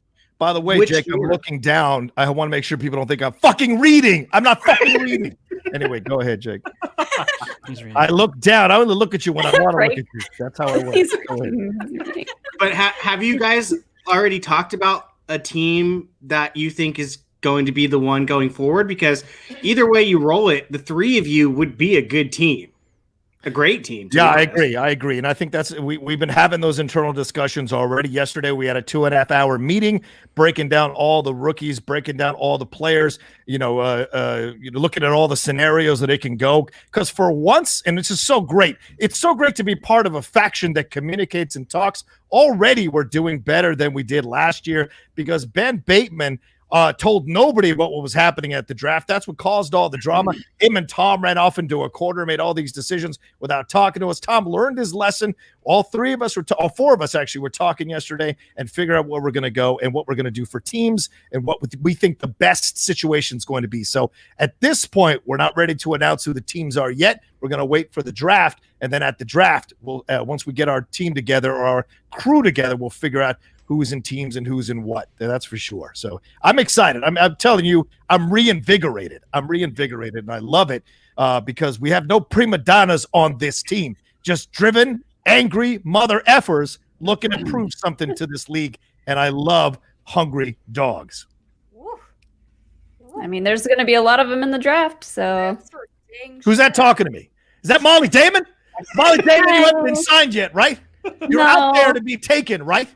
Yes. You've dressed up as Dark Ray, right? Uh-huh. You know how to be a heel. That's all I'm saying. Plus, Frank, I gotta shoot it to you next. Do you have anything for John Roca? No, I know everything already. So sure you do. I know everything he's already going to say. Go put my bags in the plane, Frankie. You wish. Did you get a copy of the script that he's reading? Yeah, let me get a copy of the script right here. I just opened the bag. It's my script right here. Well, there was one Streamlabs that has come through so far for John, so I do want to get to it. It's Mr. Garth McMurray, and he says, well, if it ain't Rocky Road Roca, you got some balls showing up here. Keep them away from my face. The heck is going to team up? Who the heck is going to team up with you when you're supposed to be riding off into the sunset? Yeah, that's the rumor, right? I keep hearing that. People already want to throw dirt on the outlaw. I got one more year, and we'll see what happens at the end of the year. I'm not going to lie. I really enjoyed managing my former brother, Dan Murrell, in his match. I think I did a hell of a job. I don't think anyone could have an issue with how I managed him and completely short-circuited Shannon Barney. It was only because the Coyote outlasted him by one extra question that we're not celebrating me being 2-0 as a manager and possibly a manager of the year candidate last year, even though I couldn't qualify because I'm not officially manager. But still, I could have done it. Yeah. What was the question again? I don't know. I don't remember. I got lost again. No, it's my last year, possibly. That's for sure. Look, I've been carrying the league on my back for how many seasons now? I am the Conor McGregor of this league without punching people in the face or throwing things at buses. I am the Conor McGregor of this league. I have sold more matches than anybody else in this league. I've won live events. I'm undefeated if you take out the free-for-alls at live events. That's how I do this thing. And so I've left a hell of a legacy. If it's the end, then it's the end. And I think I've paved the way for others to come through. And you've seen some of the other heels who have come after me, and they've all, in their more, how can I say this? in their moments of epiphany, have given due credit to the Outlaw for what they've constructed. So we'll see. We'll see. It depends on how it goes. If I have another terrible year, as quote unquote terrible year, then maybe it is time to hang up the Spurs. We don't want to hear that talk right now, John. The year just started. I don't want to hear any of that talk right now, sir. Frank does. He hates it. I mean, I can't wait till you retire. I cannot wait. Yeah. How much more boring will this league be? Not that much, but a little. Hello, I'm Adam Collins. Hello, I do things and I win matches. Get the fuck out. I mean, you could just beat him, and then then you could. Hey, no one's beat him apparently, Frankie. Why don't you take a shot? Why don't you shoot your mouth off? Why don't you get in the ring with him? I might as well. Yeah, exactly. I'll be no different than anybody else who played him, I guess. We'll all do better. We'll have all that in common, yeah. I did want to pull this up real quick just because it made me laugh from Mr. Alex Stamen. Roca finally jumped to Star Wars and trade that hat for a Mando helmet. Alex, this is a possibility. This also came up. I'm not supposed to be smiling. Alex, it's a possibility. We discussed it yesterday. We discussed it amongst yesterday the possibility of me finally throwing my helmet in the ring for Star Wars. I think depending on when the tournament happens, I think it's a possibility, especially now that they're not adding, which they were rumored to be adding the Clone Wars stuff or adding Rebels stuff or whatever. Since they're not adding it, I already, and no lie, I watched 4 of the Star Wars movies this weekend just to kind of see where I was at and see how much studying I'd need to do. There's only so many movies, Damon, and I've got a hell of a brain that retains a lot of shit. So if I start going down, can I cuss on the show? Yes, you can. If I start going down everything, trust me on this. You think Mara can make notes? Please, I can make notes like crazy, and I'll be ready. And hopefully, I'll get a shot at getting in the ring and getting in the tournament. I'd love to. I mean, all bets are off this year for the Outlaw, and all bets are off this year for the Finstock Exchange. So we're going to have some fun. We're playing fast and loose. No pressure. Nobody believes in us. Nobody thinks we can bring it. We're underdogs. So we're playing with house money all year. It's going to be fun. I can't wait to tell Sean. He's been trying to get you in the Star Wars League for how long now? Yeah. Yeah, so you don't need 60 days, right? You don't need none of that. No, you need more. I mean, that was ridiculous, 60 days. It takes longer than that. You got to respect that. I mean, Molly has had years with this thing, and she has trouble. Laura Kelly has had years with this thing, and she has trouble. I mean, we've seen Alex. We saw Ace stumble at the final round there in the match, and Ace lives and breathes this thing, and he stumbles. So you just never know. But certainly 60 days is a bit of an insult. But what would you expect from Bateman other than disrespect? I mean, I know, Molly, you've said start the 60-day clock. Sean said start the 60-day clock, but we're still talking about it. So maybe he'll put. I sure do. I sure do. That was all right. 6 years ago. Okay, so one more Streamlabs has come through for the Outlaw here, and it's from Stirring the Tea. And he or she says, so the great John Outlaw Roca, what do you think of Frank Janisch listing Jake the Wall Berlin -- on the draft board late December, saying Jake the Wall Berlin could be better than the Outlaw? Did that happen? Frank's been trying to find the next Outlaw for 5 years now, but it's never happened and never will happen. Wake me up when that kid wins 4 belts, then maybe. But you know what? Anybody who would be the next me, that's an honor. Frank didn't intend it that way, but for someone to say that means I've left a legacy in this game. So someone to say I'm the next, the next Michael Jordan, the next LeBron James, the next Joe Montana, the next Tom Brady, that means you've achieved excellence in whatever field you've chosen to commit yourself to in competitive competition. Certainly I've done that. So Frank unknowingly gave me a compliment, which is probably tearing him up inside. All right. Well, does anybody else have any questions for Mr. Roca before we let him out of here? How great does it feel to be back on the heel side of things? Well, did I ever really leave? I was going to say, yeah. What we've done, though, is what I've done is shed the weight of this idea of trying to be kind of good and trying to be, I see how Dan does it. I see how much the fans love him. You know how liberating it is to not give a shit what the fans think anymore, to not care about stroking their hands or popping their zits or giving them advice on Dungeons and Dragons. I don't care anymore. All I care about is winning. Great game, sir. It's so boring. I don't even know how many die, how many sides are on this die. That makes no sense.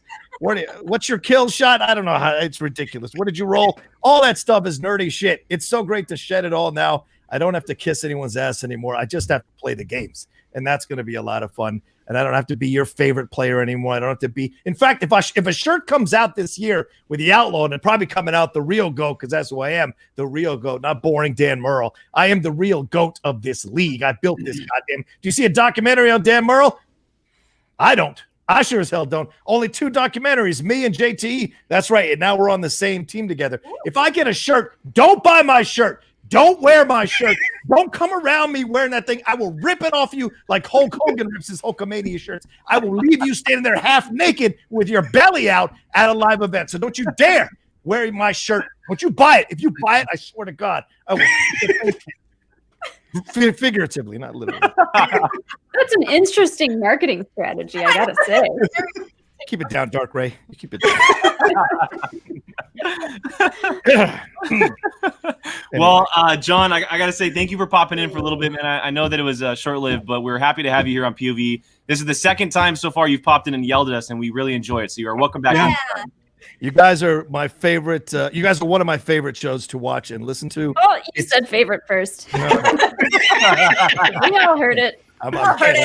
I'm moving the Ultimate Schmoedown show to my channel, so I can't say that. But what I can say is I respect all your points of views. I think you have a great, fun show, and it's great to have a player, because that's what matters when you have an actual player doing commentary, doing their ideas, doing analysis. That's the difference between this show and something like the Schmoedown Rundown, which I wipe my butt with, for God's sakes, because neither one of them have never been in a ring. And I like that Molly's been in a ring. It gives a whole new perspective, so I trust you all's analysis of everything. And thank you so much for having me on. Thank you for coming. All right, I gotta go.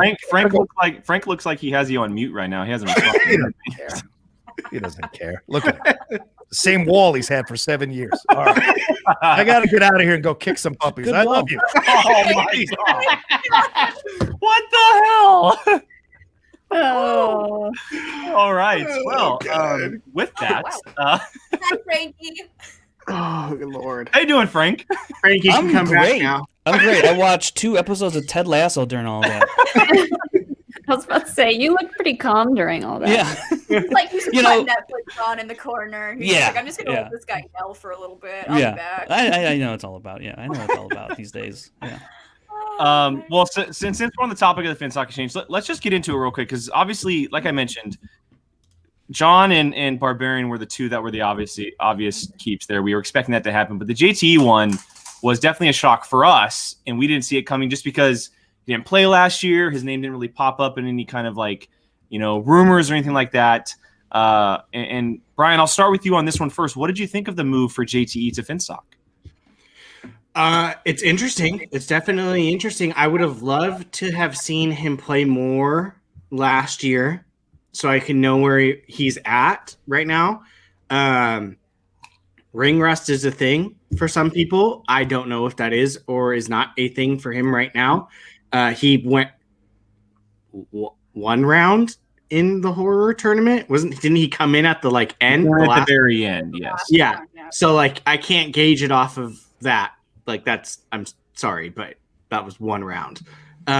So yeah, I mean, his track record is fantastic. He has a great track record. I mean, Patriots, everyone knows that name. Does he have ring rust? I don't know. The thing that I keep thinking about is, wow, they have a great combo for teams. We don't have teams right now, at least at this moment. So that is in a couple of these factions. I'm like, wow, they have great opportunities for teams. And then I'm like, well, that's not a thing right now. So I'm just wondering where that comes into it. But the JTE thing, I'm curious how his first match coming back goes. Molly, what about you? I'm excited to see JTE here, actually. FinStock had an interesting year last year, an interesting season, kind of rocky. And I feel like after seeing what JTE said during the free agency stuff, I'm excited to see what he's bringing. I mean, he sounds like I don't see much ring rust or whatever you want to call it coming off of JTE. He knows movies. It's kind of his thing, you know. He's one of the OGs, and yeah, I'm excited to see what he does for the Finstock. And yeah, whenever teams happens, that'll be interesting. And he's an original, so it's cool just to see him back in the league in general. Yeah. Frank, what about you? Yeah, I'm definitely excited to see JTE back in the league, near the forefront of things. Last season, yeah, he was drafted, but then traded, and then only popped up once. I had heard that JT was wanted to be more of a presence this season, this upcoming season. I certainly did not think he would be someone signed in the free agency period, because last year I think he was drafted pretty late in the draft, and I thought that if a manager wanted him, they wouldn't need to sign him. They could wait until 3rd, 4th round, 5th round of the draft to go ahead and snatch him up. He's also someone who plays out of state, but as the current state of the Schmoedown is digital, that's not really a hindrance these days. So I can see why it would be appealing to want to have JTE more so on your faction this year than as opposed to last year. With that all said, it is a curious move that this was a signing for Finstock, because I had tweeted out the day after, I want to know who said no to people. I was going to bring that up if you didn't. Yeah. And loved that tweet. Look, I suspect, and I've heard there were offers out there to certain players who declined and did not show up in any other of these rosters, and some that have actually showed up on these rosters who declined other places. So I don't know what happened with the exchange, because I don't want to say it's a desperation move on Finstock to have JTE in that 3rd slot come in at the end there, and because I had always wondered who's going to want to play with, for all intents and purposes, appeared to be a very dysfunctional unit last year. Who's going to want to step into that especially with the way that faction is now turning more towards a darker side, and how many people want to engage with that, especially when you have the intensity level of a John Roca and the absurdness that's going to be ratcheted up with Tom Dagnino now. Like, those are actual legitimate concerns. Do you want to be a part of that? And I don't know how much of that was a turnoff for some of these players going into it, but that is definitely not a turnoff for JTE. It would not deter him away from something like this. He leans into all of this type of stuff, and so it makes perfect sense that he's on the Finstock exchange. It is surprising that it happened last Friday. Mm-hmm. I did have a comment that I wanted to pull, because I kind of agree with this one, with what Chuck had said. JTE definitely could have waited till the draft. Because I don't know if anyone else would have, like what Frankie said, I don't think anyone else would have really picked him until later. And I'm also kind of surprised that they didn't pick Dimolanta as one of their top 3, with someone who already has a guaranteed Star Wars title shot this season.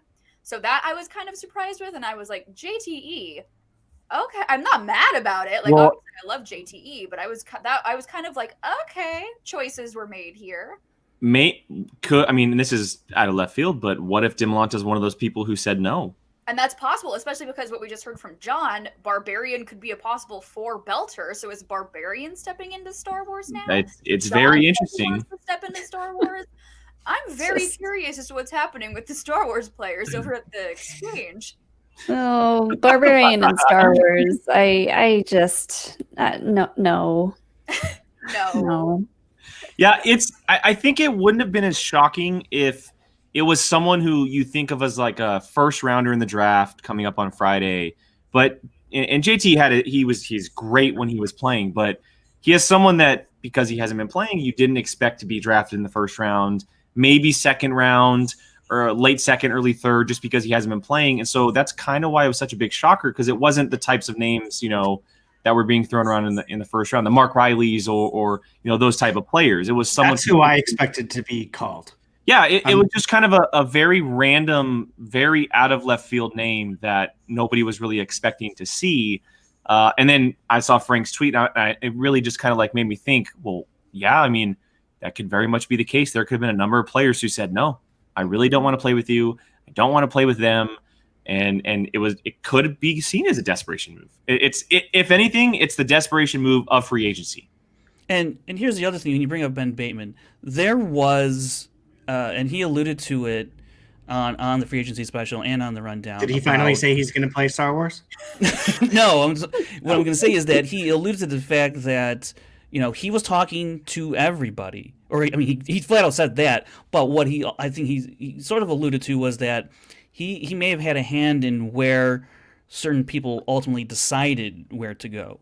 So if the report that Ethan Irwin was leaning towards the exchange, which seemed to be a little more factual than I cared to admit that was the reality.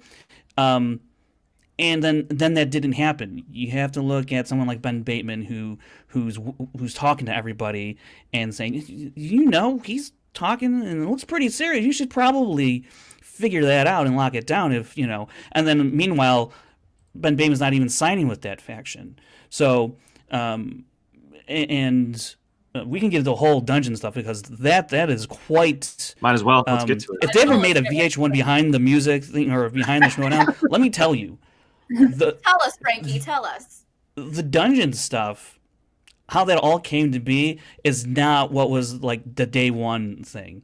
There was many incarnations of what was going to be on the dungeon this coming season, and it was all varying levels of very interesting combinations of players that would have definitely turned heads no matter what combination of players were going to be on that squad. And I do know that this Dan Murrell Ben Bateman team up was I think floated as a possibility very early on, but also didn't feel realistic, like it could happen. And so then I know that the dungeon went through some other types of planning and talking to other players and theorizing who else they could bring in. And then kind of, no one ever really lost contact, and then one day it just all kind of clicked. And then next thing you know, boom, this is happening. This was going to happen, but now it's not. But this is for sure going to happen. Dan Murrell, Ben Bateman, we've told the commissioner. He's not happy about it. Believe me, he was not. Like, people were like in the Facebook group and on Twitter were like, I don't know if I believe it, or on Reddit, I don't know if I believe this. Believe it, 100%. He was not happy about this at all, and I think it's because he would rather have seen, and I kind of agree with him on this, that you would like to see everyone spread out to get that evenness around the league with Dan Murrell here, Ben Bateman over there. I don't hate the team up. I'm pretty excited about what could happen here, but make no doubt about it, there is a ton of pressure on this team up than I think even more than Founding Fathers ever had, if only because Ben Bateman has kind of built up this persona around himself that he's born for greatness and that he's going to manifest it this way. But that all said, Christian was not particularly pleased, but when you give the players the power in free agency, this is this type of thing that can happen, and you can like it, you can dislike it, but it is what it is. I think it's very interesting that it actually did happen, and for the dungeon. But and Kaiser said it. I think I don't know if he said it on Rundown or on Live with the Roxy. Smets was kind of sealing the deal on a lot of this stuff, and Smets definitely worked his he was magic there. Yeah, he's always going to have Kaiser's back, and he had his back in this instance, and and it's not that Kaiser couldn't seal the deal on his own either, because you look at the company Smats keeps, and it's Kaiser, and so that lends a lot of what's the word I'm looking for, status or what have you, right? A lot of credibility in terms of what Kaiser can do. for a faction, for a player, and how he understands and how he's adaptable.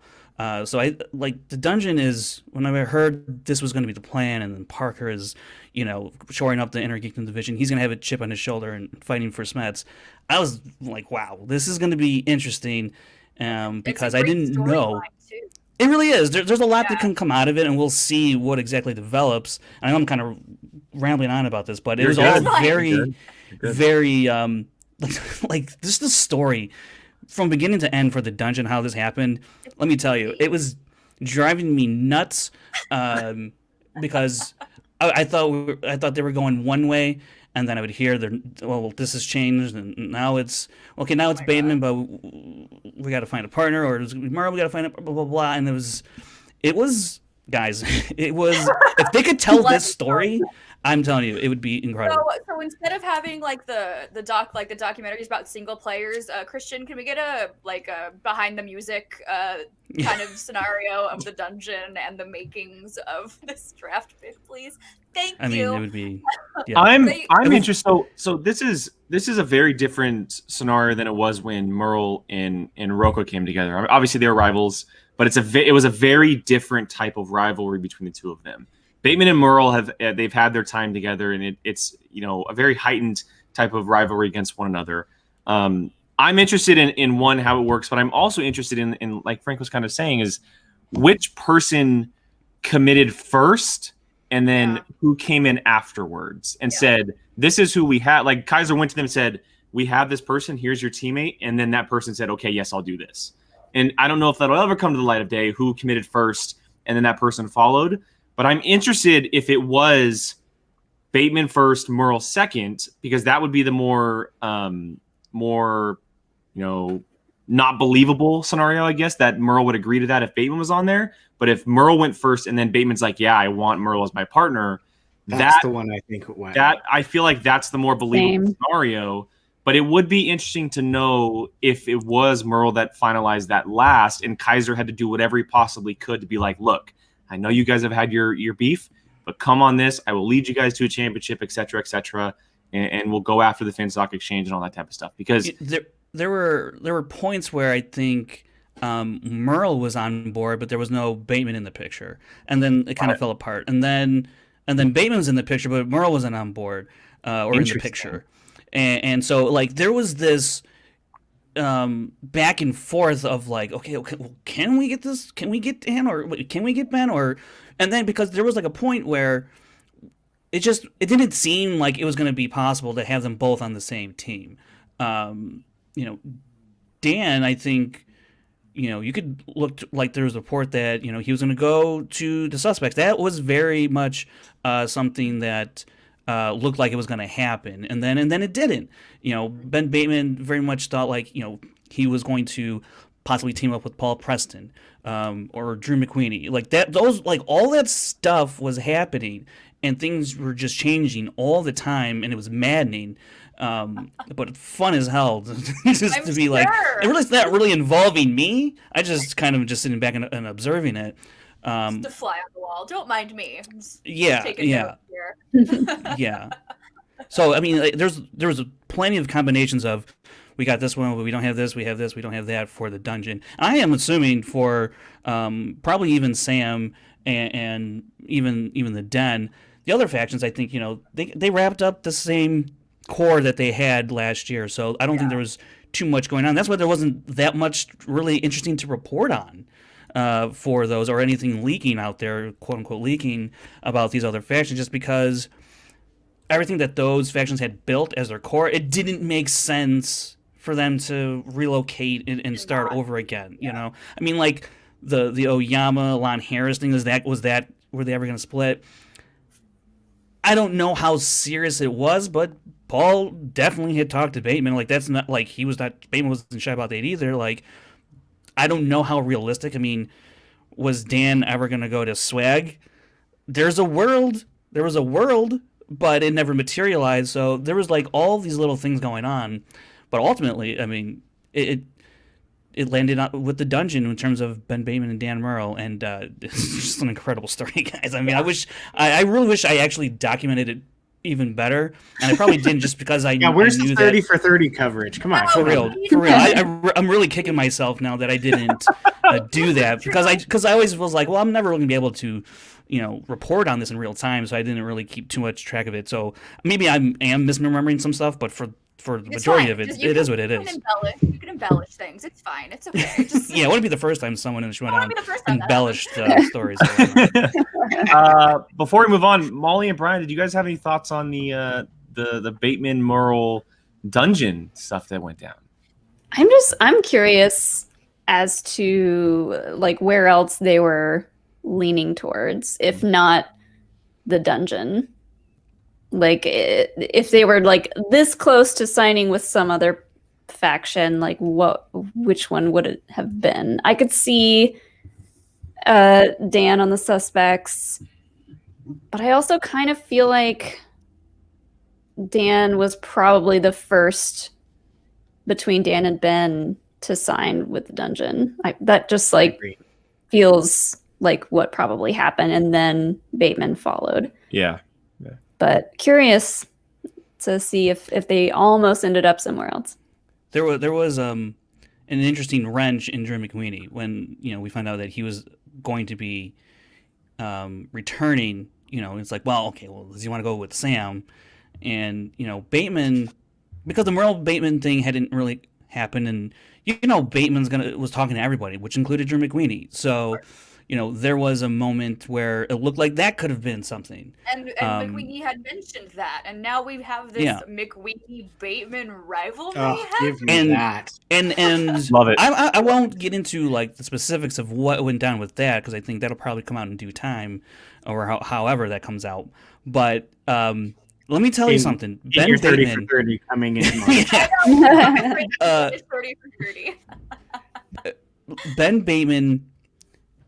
I didn't really see it in the moment while everything was happening, but looking back on it, Ben Bateman was very conniving this past offseason, this free agency period. Very conniving. Just offseason?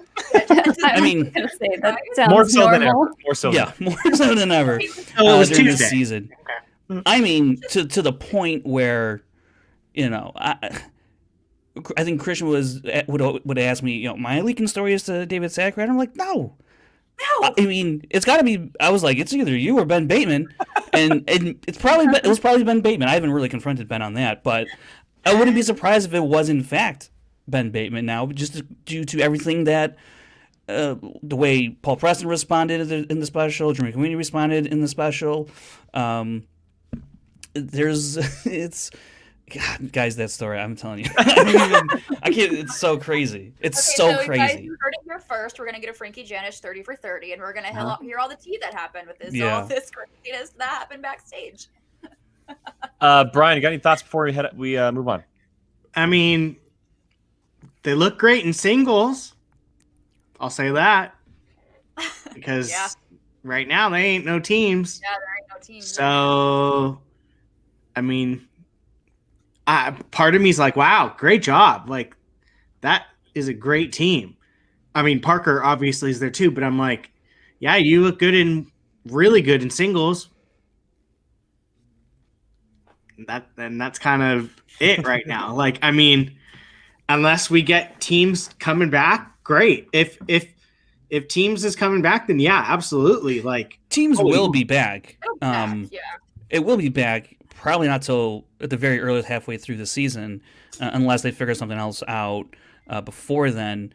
And they'll begrudgingly do it because they have to do it. You're not going to have a whole year without a team's division that would just, then what do you do with the odd couple and all that stuff and blah blah blah. So while you can sit there and question like, well, okay, is it really that big of a deal if they're a team because they might not even play a lot. We might not even have a lot of team play.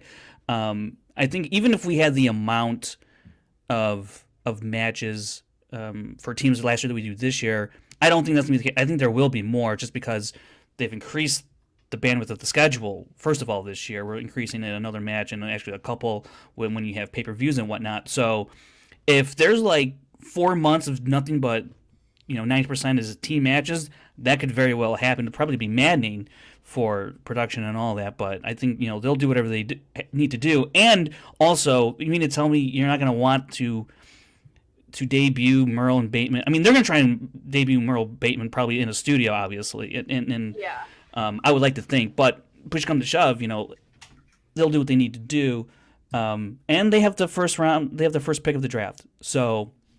That's what's scary to me. There's a lot of other things that are honestly, so many different directions you can go. I mean, people seem to think, well, they have Robert Parker Inner Geekdom, they have Singleton teams locked up with Bateman and Merle, so obviously you go Star Wars. Well, there's like 20-something Star Wars players now. Who do you pick, and why do you pick them? And everyone, the margin for excellence in Star Wars is so razor thin that Laura Kelly missed one question and she lost a match. Scrimshaw, he didn't miss anything until sudden death, he lost the match. So, and then you want to factor in Dragon Con players, and they're like, okay, well, they could very well kill it as well and only miss one question and still lose. So it's very hard to figure out just how much hype means behind a Star Wars player, because the Schmoedown is so different and how it operates. There's a lot of luck-based factors. Star Wars kind of, not so much in that one, but it seems like it actually might be a lot more prevalent due to the fact that you're going to see nothing but one or two misses in Star Wars matches this year, and it's going to be absolute insanity. And I feel so bad for the people writing these questions. I really do. You better have 30 questions in the bank for overtime every match. It's going to be, good Lord. Before we move on, let me ask, since we're on Star Wars right now, do you think it is an absolute necessity to have 2 Star Wars players this year? 100%. Yeah, and there's enough for 2. And enough matches coming for 2 for sure. Yeah. Enough matches. There's enough players for 2 players on every faction. If a faction does not have 2, they've made a grave mistake. They've made a grave mistake. And I'll tell you the other thing. I'm going through this list. IG's pretty thin in terms of who's really, really good, who needs to be proven yet. We heard some of these incoming rookies that are really good, or should be really good. They still need to be proven over here. IG, I think in the draft is going to be a premium picks where I think you can kind of take your foot off the gas a little bit in terms of picking Star Wars players, because I think in that first round it should really see some Inner Geekdom go before Star Wars. I know people are saying, these Dragon Con players got to go the first or second round. Maybe, but what are you giving up by doing that? Sorry, I'm going all over the place. You're fine. You're fine. I love your insight. That's why you're here, Frankie. It's why you're here. Thanks. I love all the Dragon Con players, but I am going to keep singing the praises of Zach Burkett because he's a good friend of ours. That kid knows frickin' movies, movies, Star Wars. Star Wars either. He's Star Wars. Singles. Star Wars, IG, singles, put him in anything, he will do well. He could be the first 4-division player who came in as a Star Wars player. Yeah. That would be interesting. That would be very interesting. We did the Streamlabs. I've heard that Sean Sullivan guy is pretty good at IG and Star Wars. Pretty great. This is true. And IG. Okay, we did get a Streamlabs on the topic that we're talking about, which is why I want to get to it. It says, Ben showed he always wants to be the bridesmaid to Dan's bride, showing why he is number 2. Very much like Brad Gilmore is the bridesmaids to Frank's bride. Do we know if trades can happen during the draft? I believe they can. Correct? Yeah, we had trades last year in the draft. Yeah. I don't know that there actually should be trades in the draft this year, to tell you the truth. I don't know, because when it comes to the rookies, what are you really trading around for? You don't know anything about these players, really. Mm-hmm. There's very limited tape on these rookies that have been making their rounds on these shows, and that's great. I mean, unless you really know something that a lot of people, other people, including myself, don't. I don't know that there's going to be a lot of trading picks. I would suspect not, but you never know. Someone might want to feel, like they got to do something to spice it up or whatever and go that route. Certainly not out of the realm of possibility, but I don't really see the reason behind it. I think everyone's pretty much situated pretty well where they're at, and if they do their homework, they can fill in their gaps without having to trade around picks and get fancy with it, and then thus jeopardizing the later rounds where a lot more of these rookies are probably going to go, and those could be your diamonds in the rough. And if you trade away 2 picks to move up around, you're not going to have access to those players. Then again, that said, they all got to do what they say they can do and prove themselves. So it really is a crapshoot. But I think, in my opinion, managers should pretty much just sit tight with their picks. Yeah. For Christian's sakes, having to figure out who's going where and all the numbers. Keep it simple. Okay, another one has come in, and this is from Schmoe Me the Money. And they say, chances the dungeon either ends the year or at one point has all 4 belts. Chance? Yeah, like chance that they either have them all at once or end the year with all 4. Chance is like chance. Okay, like Well, Chance so Ellison will have. that's- I was like, Chance is going into Star Wars? I was confused for a second. I mean, that's saying that Alex is going to lose. Yeah, and that's a tough. It will happen, but it will be to me. And will you be on the dungeon? Yeah. I don't know. Well, I mean, just quickly, chances that they could end up with all 4 belts? The dungeon. No. The dungeon? It's a possibility. Yeah, it's a possibility. Is it better than most? I would probably say yeah, based on just the 3 players signed right now for each of these factions, except for Den has 2. I'd say yeah. I think, and it's only really because they have the first pick, so they could, if they find a really great Star Wars player that works well for them. That's the other thing I want to say about Star Wars players. Because the margin, like I said, is so thin of greatness with Star Wars players, you really got to find who works well with you, who jives with your vibe in your faction. And I think that's probably maybe a route managers could go in determining how to figure out who's great and who's not. Because you could sit here and say, well, Thomas Harper, he's going to win it all. Like, well, he might, but Andrew DiMolanta might win it. Or Molly might win it, or Laura Kelly might win it by only missing no questions while someone just missed one. So I think you go into it, who's going to work well with you and meshes with your faction. I will say, if you're someone like Zach who knows a lot about movies and has that in his repertoire, that's probably a little bit more appealing for some managers who go, he's not just a Star Wars guy. He can help in study sessions with other things. Maybe, some of the more inner geekdom type of movies, or just in general as well. He's not so, these players aren't so excluded, from our other things, and they can't, not contribute. Maybe a player like Zach, a manager could find that he could contribute not just in Star Wars, but behind the scenes and in other facets of studying and preparing other players on their faction. Something like that. I think this year specifically, it's, I wouldn't say more important, but it's more of an asset to have people playing more than one division. Yeah. Because the more people you have that are playing in multiple spots, the more chances you can put your eggs in one basket or have it spread out everywhere. And I mean, if you're playing if you have 2 people, let's just say you have 2 Star Wars competitors that are only playing Star Wars, you're banking on those 2, and that's it. Yeah. So, but I mean, if you have someone that's playing Star Wars and IG or Star Wars and singles or something like that, it looks a little bit more valuable. I would agree. Yeah. All right, we're going to have to jam through some of these real quick. I'm going to read off what happened in free agency, and we'll kind of discuss the big things that happened, but I'll pull these up. So there were 3 factions that ended up with 3 players from last year's squad. So Winston went with Chandru, Pauluyama, and then Lon. And that was followed up by Roxy taking Jeff Snyder, Marco Andreyko, and Alex Damon. And Coy took Bibbs, the kid, and then filled his 3rd spot with Kevin Smith. And then obviously we know about Corruption. We talked about Dungeon. We talked about Finstock. And then this one was announced during free agency. Paul Preston, Ben Goddard, and Marisol were the 3 that the Den took. But then, as the rundown happened, this was announced that Marisol was officially traded back to Corruption for that last pick in round 1 and the first pick in round 2. So that's something that we can start with. We can start with some things that maybe happen in the other factions. I skipped the suspects. Excuse me. I skipped the suspects.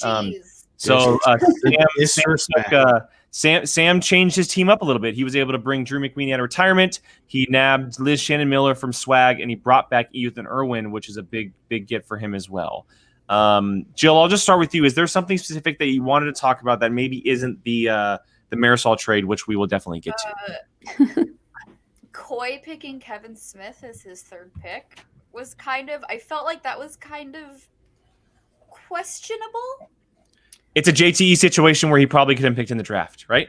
I think he could have picked him in the draft. I think he could have gone with maybe someone from Real Rejects or a Star Wars player, or that one kind of caught me off guard a bit. I agree that it was kind of like a similar situation with JTE where he probably could have snagged him in the draft, because I don't know of any managers who would have possibly even picked Kevin Smith, to be honest. Yeah. But I could be completely 100% wrong. But for me, that was kind of interesting. Also, I'm also kind of surprised that Andres wasn't in Winston's 3. Yeah. That also was kind of a surprise to me, which I'm thrilled that Final Exam is 100% back together. Absolutely thrilled about that.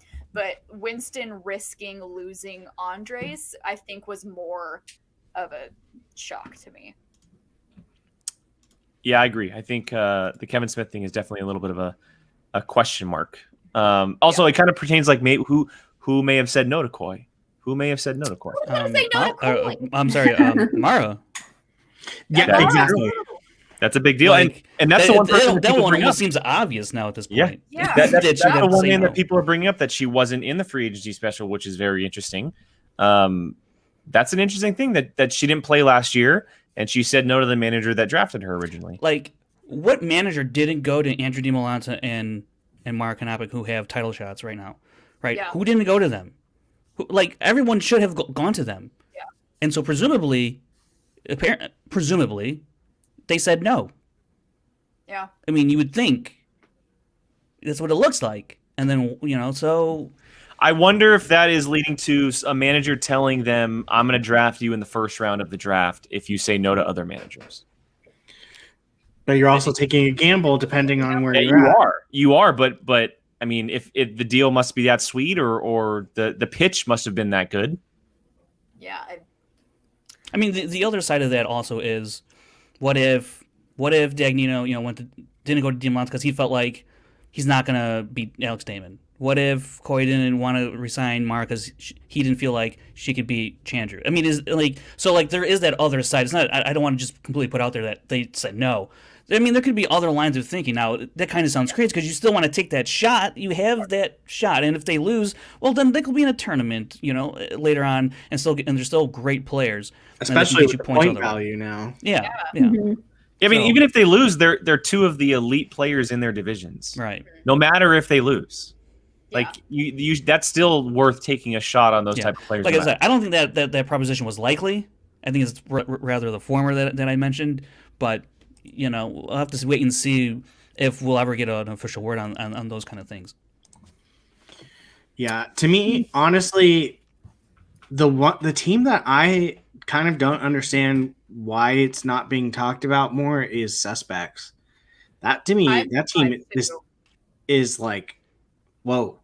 Yeah. Like, I mean, I see that team and I put them against the Dungeon. Yeah, you don't have an IG player, but in my opinion, Bateman and Liz, that could be a pretty even match. Bateman and McWeeny, I feel like that's a coin toss. Like wherever that coin lands. Then you have Ethan, who has a history with Dan. So it's like,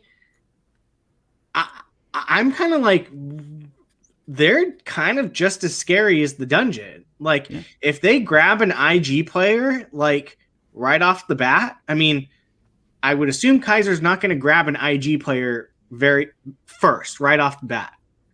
Whoever is that IG player, maybe that Sam takes that first round, they kind of are on a level playing field, in my opinion. I think that Sam had, and look, it's Bateman and Dan, but I think Sam had the most surprising and probably overall the best free agency. He was able to pull someone like Drew McWeeny. If we get old Drew McWeeny, that is scary. That is very scary. If we get Ethan Irwin, who continues to go for those title shots, obviously that's very scary. Liz was probably one of the best players last year who was on like everyone's big board as this up and coming player who really showed what she was able to do. I mean, she is someone to not be trifled with going forward. I have this theory about with Inner Geekdom this year that whoever ends up winning the Inner Geekdom tournament, whatever faction ultimately wins that tournament, will probably win the faction title. Because Inner Geekdom is so thin with players in terms of who could really challenge and compete for a title, at least in a tournament sense. I think, you look at Parker, he got bounced by chance, but like that was just a crazy kind of thing. Do I think that'll happen again? I don't. It's more of a 50-50 more than I thought. Last year I thought he probably had odds on favorite, where it's probably still 50-50. He still has a shot. He still could do it, obviously. But if you're some of these earlier factions like the Dungeon Suspects and the Den, and you take Inner Geekdom players, and you look at the Den, for instance. I mean, they got it. I think they got to take Inner Geekdom. Some of these, if you take away the depth of Inner Geekdom, now you're forcing these other factions to peer through, sift through this rookie list and see, like, who's gonna help me out here? I mean, like, Amaru's like the one name that's really been standing out the most. There's a couple others out there that I think could do pretty well as rookies, but have those managers done the work and figured it out? Because some of these other, if you kind of stack up on some Inner Geekdom, you could probably ship them to other factions for something else down the line, because they might be desperate come tournament season. I don't know. And correct me if I'm wrong, but Sam has the second pick of the draft? He does have the second. If and I don't feel like Kaiser's going to take her, I think Sam takes Mara. But here's the other. See, this is the thing I'm saying though. What if Kaiser does take her? That's the thing. And now Sam's like, okay, well, who's the next best available? And it's like a proven commodity is Brandon Hanna. I mean, like he knows his stuff. Yeah. And then if outside of that, I mean, you're looking at. Does he go Star Wars instead of IG if someone's taken then? You would have to think so. I mean, then he's going to put his eggs in that basket, right? So, like, Kaiser could kind of set the tone for 100%. what's going to go on with some of these picks, or in terms of like Inner Geekdom or Star Wars. Yeah, this is an insanely fascinating. It's so fun thing to like go over and figure out what the hell these managers are going to do, because I don't know what type of homework they've done. Is it surface level stuff? Have they really quizzed these players? What have they done to figure out who they want to sign and what they know about these players? It's maddening to put together a list, because you don't know where these managers' brains are at, because I tweeted like the incoming rookie class is larger than the veteran class that's in the is in the draft. Like that's insane. Like, and how do you mesh those two lists and figure out that this incoming rookie is better than this returning veteran? Like, where do you take? I don't know. And I mean, it's going to come down a little bit to which manager is putting that extra effort in to figure out who these players are, 100%, who is good at what, who is capable. Maybe you're watching some film if they're a fan leaguer, something. Because if you're just going to go in and pick people off what you've heard, I don't see that working very well for you, especially with the amount of people we have this year. If you're just going to go that rookie, it's not going to work well for you. But I mean, some may be better off doing that, actually. Some of them, but I mean, like Dagnino, yeah. But I mean, like that's what I really meant. Sorry. Yeah, I mean, the one I'm curious about is Sam. I mean, we know he's very much a sports-minded person. So is he doing that background research of who is really good for what and this and that? Because, I mean, to me, he's in a position to have a power team. He's got the second pick, and his team is pretty stacked as it is. But if you go off of just like, okay, I think this person's good, and that's your first round pick, you're like, oh, that could shift your team the rest of the because draft. If Sam is forced to respond to what Kaiser does, let's say Kaiser takes Mara, he can't even draft an Inner Geekdom player till the 15th pick. Mm-hmm. Yeah, and who knows who's taken in between that time and what the field looks like, so the field would be completely flipped upside down at that point. Yeah. Right, and then he's gonna try and figure out, okay, well, do I want to draft another singles or teams player to make a second team, so now he's got to think, right, so do I want to go that route, or do I want to really put all my eggs in a basket with Star Wars, because I already drafted a Star Wars player because Kaiser took Mara and that's what I really wanted. And I didn't take Brandon Hanna, but I took so-and-so. I took DiMolanta, let's say, right? And now it would implore me to take another Star Wars player, but I won't have another crack at a Star Wars player till, a few picks later, like the 19th. So, but in between that time, what if someone else gets wise and takes the Star Wars player that I want? So should I take him now? It's so much mental gymnastics happening. There's a ton going on. That's a great term, mental gymnastics. It's so much because there's so many different that's what it is, because there's so many different things that can happen, so many things that you can do for this. It's sports. Yay. Yes, I would not want to be a manager for this right now. Yeah, Molly just gets to sit there and be like, just gonna wait. I'm just gonna wait here. But okay, so before we get to the trade, I did want to ask Molly, did you have any thoughts on any other factions and their moves, like the usual suspects, or any of the factions that maybe even kept some of their players from last year? Just looking at all of their choices, it all looks like they chose according to how they want their teams to look. Mm-hmm. Which, I guess that's smart, but I'm still surprised that no one took a chance and snagged, some other people for IG or for Star Wars. Star Wars, I can't blame them, because there's so many new people coming into Star Wars, and last time I counted 20, there were 27 Star Wars competitors. Yeah, and like Frank said, it's razor thin as far as the who could win.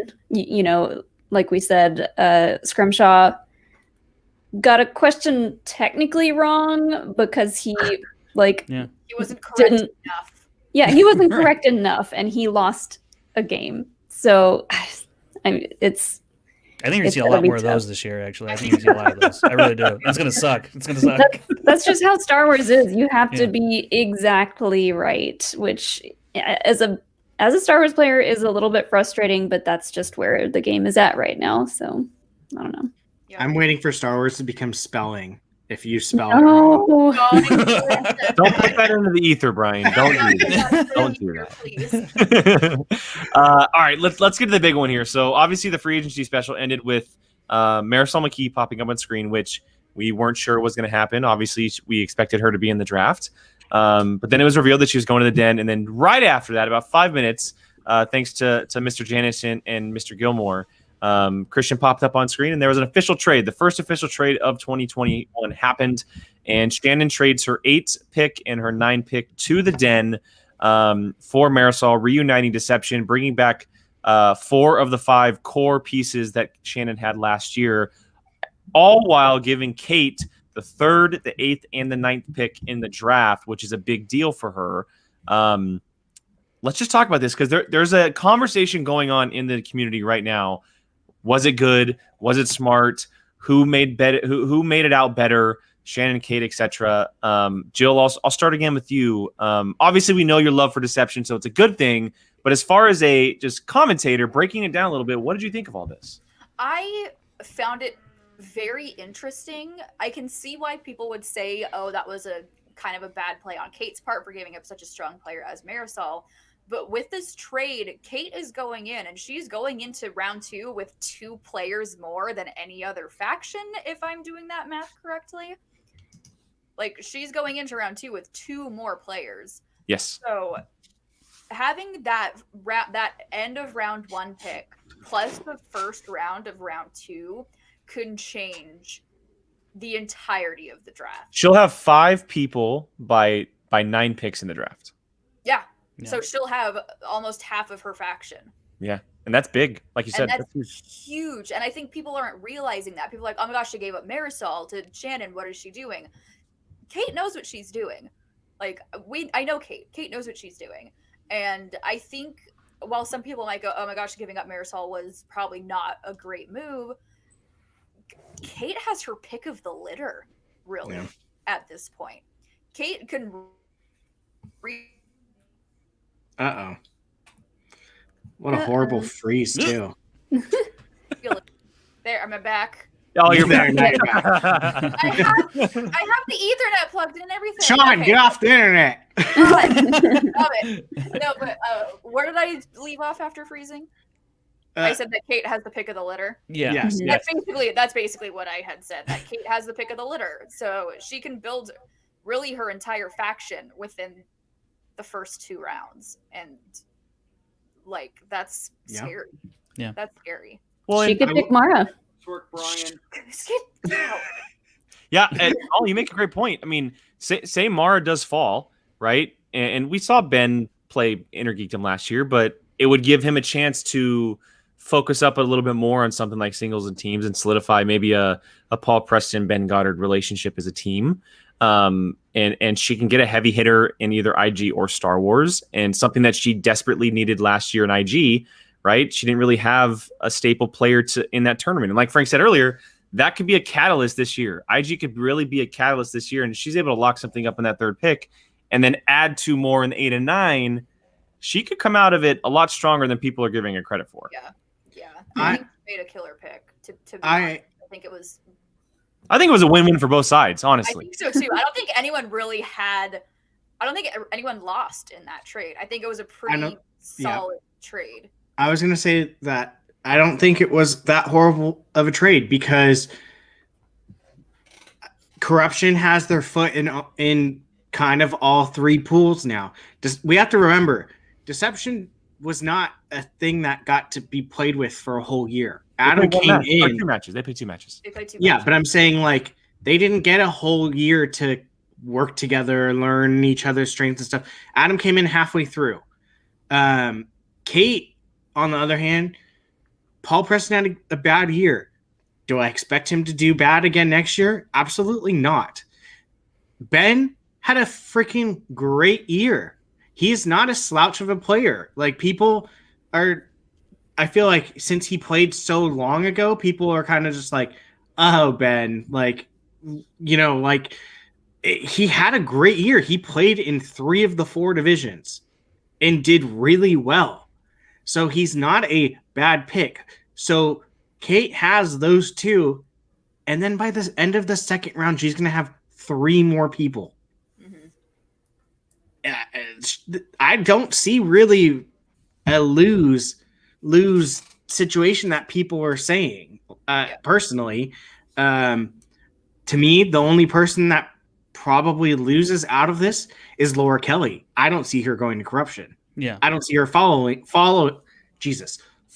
that late. Yeah, she'll probably be within the first 3 picks anyway. I agree. I mean, I just don't see her going. I mean, when is Shannon's next pick? It's pretty freaking far away. Exactly. Yeah, she's gonna have to do a really good job of drafting late, and then hope that some manager, whoever drafts Laura, will make a deal with the players that Shannon has. Yeah. Other than Laura, I don't see a loser in this trade. Personally, you give now Marisol and Adam we know they've already started. They've been playing for half a season. Now you're going to give them the full time to work. They could be scary. So, Molly, what do you think? I don't know anymore. That brain gymnastics is just.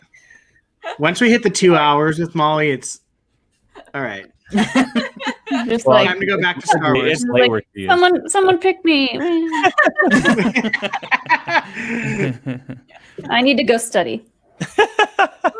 Yeah, we're taking Speaking away of Laura. study time. Frank, I mean, what about you? Yeah, so I'll say I like the fact that Kate went and got the 8th and 9th picks. I think that's huge. I think the cost of it, though, sending Marisol back to corruption, I don't particularly like that aspect of the deal. I understand that was, the precondition on it all, because reuniting Marisol with Adam Collins, I think Jen said it on the rundown, like, Marisol and Adam, they don't have to play catch up or figure out a rhythm or a chemistry. They're already there. Like, they don't have to do any of that kind of grunt work that these newer teams might have to do coming into this year. They're already at that level where they can just pick up where they left off and boom, go. They're going to be a dangerous team. That's why I don't particularly like. That's what I don't like about the deal, but I understand that was the deal that had to be made, and so I commend Kate for pulling the trigger on that, because it's not easy to see a team that you're probably going to have to face somewhere down the line, especially if you're going to have Ben Goddard and Paul President as a team. They'll be 0-0, Deception's 1-1. If Ben and Paul win a match, they could very well beat Deception, and that's something that they'll have to rectify if that day comes, because you just put that together through a trade. But hopefully you picked well enough with your 8th and 9th picks that it turns out to be a good deal. Because right now, I think it's, for me, I would say it's fair to say, who knows if it's a good deal or not deal at this point. It's still a good deal for corruption for sure, but for Kate, she can make it a good deal as long as she puts something together with those 8th and 9th picks, and we won't know that until the draft. And that's, I think, we can have more of a clear picture of how did everyone come out with this draft. Yeah, it'll depending on how she drafts, we'll see how good that trade really ends up. You're right. It'll be interesting after those first 9 picks. We'll see how well Kate really did end up trading Marisol back, but we'll see. The players are certainly there to do it to Yes. make it worth her while, from what I'm kind of like theorizing. So there is a combination of players that I think would quiet the crowd, but also Kate would feel pretty good about her prospects at that point. It'll definitely be fun. The draft is definitely going to be interesting. The free agency special made it very interesting, and it's only going to continue the rest of the week. So we will wrap that tonight on that conversation. I know it's a very, very long POV for tonight, but we had a great conversation with a lot of great people. Obviously, at the beginning of the show, we had rookies Lacey Gilleran and Jacoby Bancroft on with us. And then we were joined by Mr. John Outlaw Roca about the hour mark. And then obviously Bombarded. Okay, bombarded by John the Outlaw Roca. Then obviously thanks to Frank for joining us for Free Agent Talk. As always, Frank, it's a pleasure having you on the show and talking some good stuff. You always bring different insight and getting the behind the scenes look at everything. Yeah, thanks for inviting me. I appreciate it. Whenever you want to leave those two behind and come join this, just let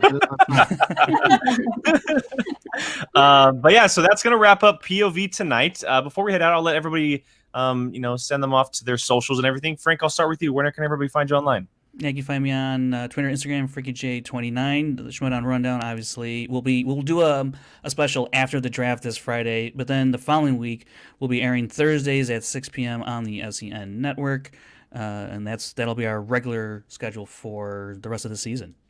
Sweet. And Molly? You can find me nowhere because I'll be studying. Yeah. Great answer. Great answer. She is about to be Luke on Octo. Leave me alone. Go away.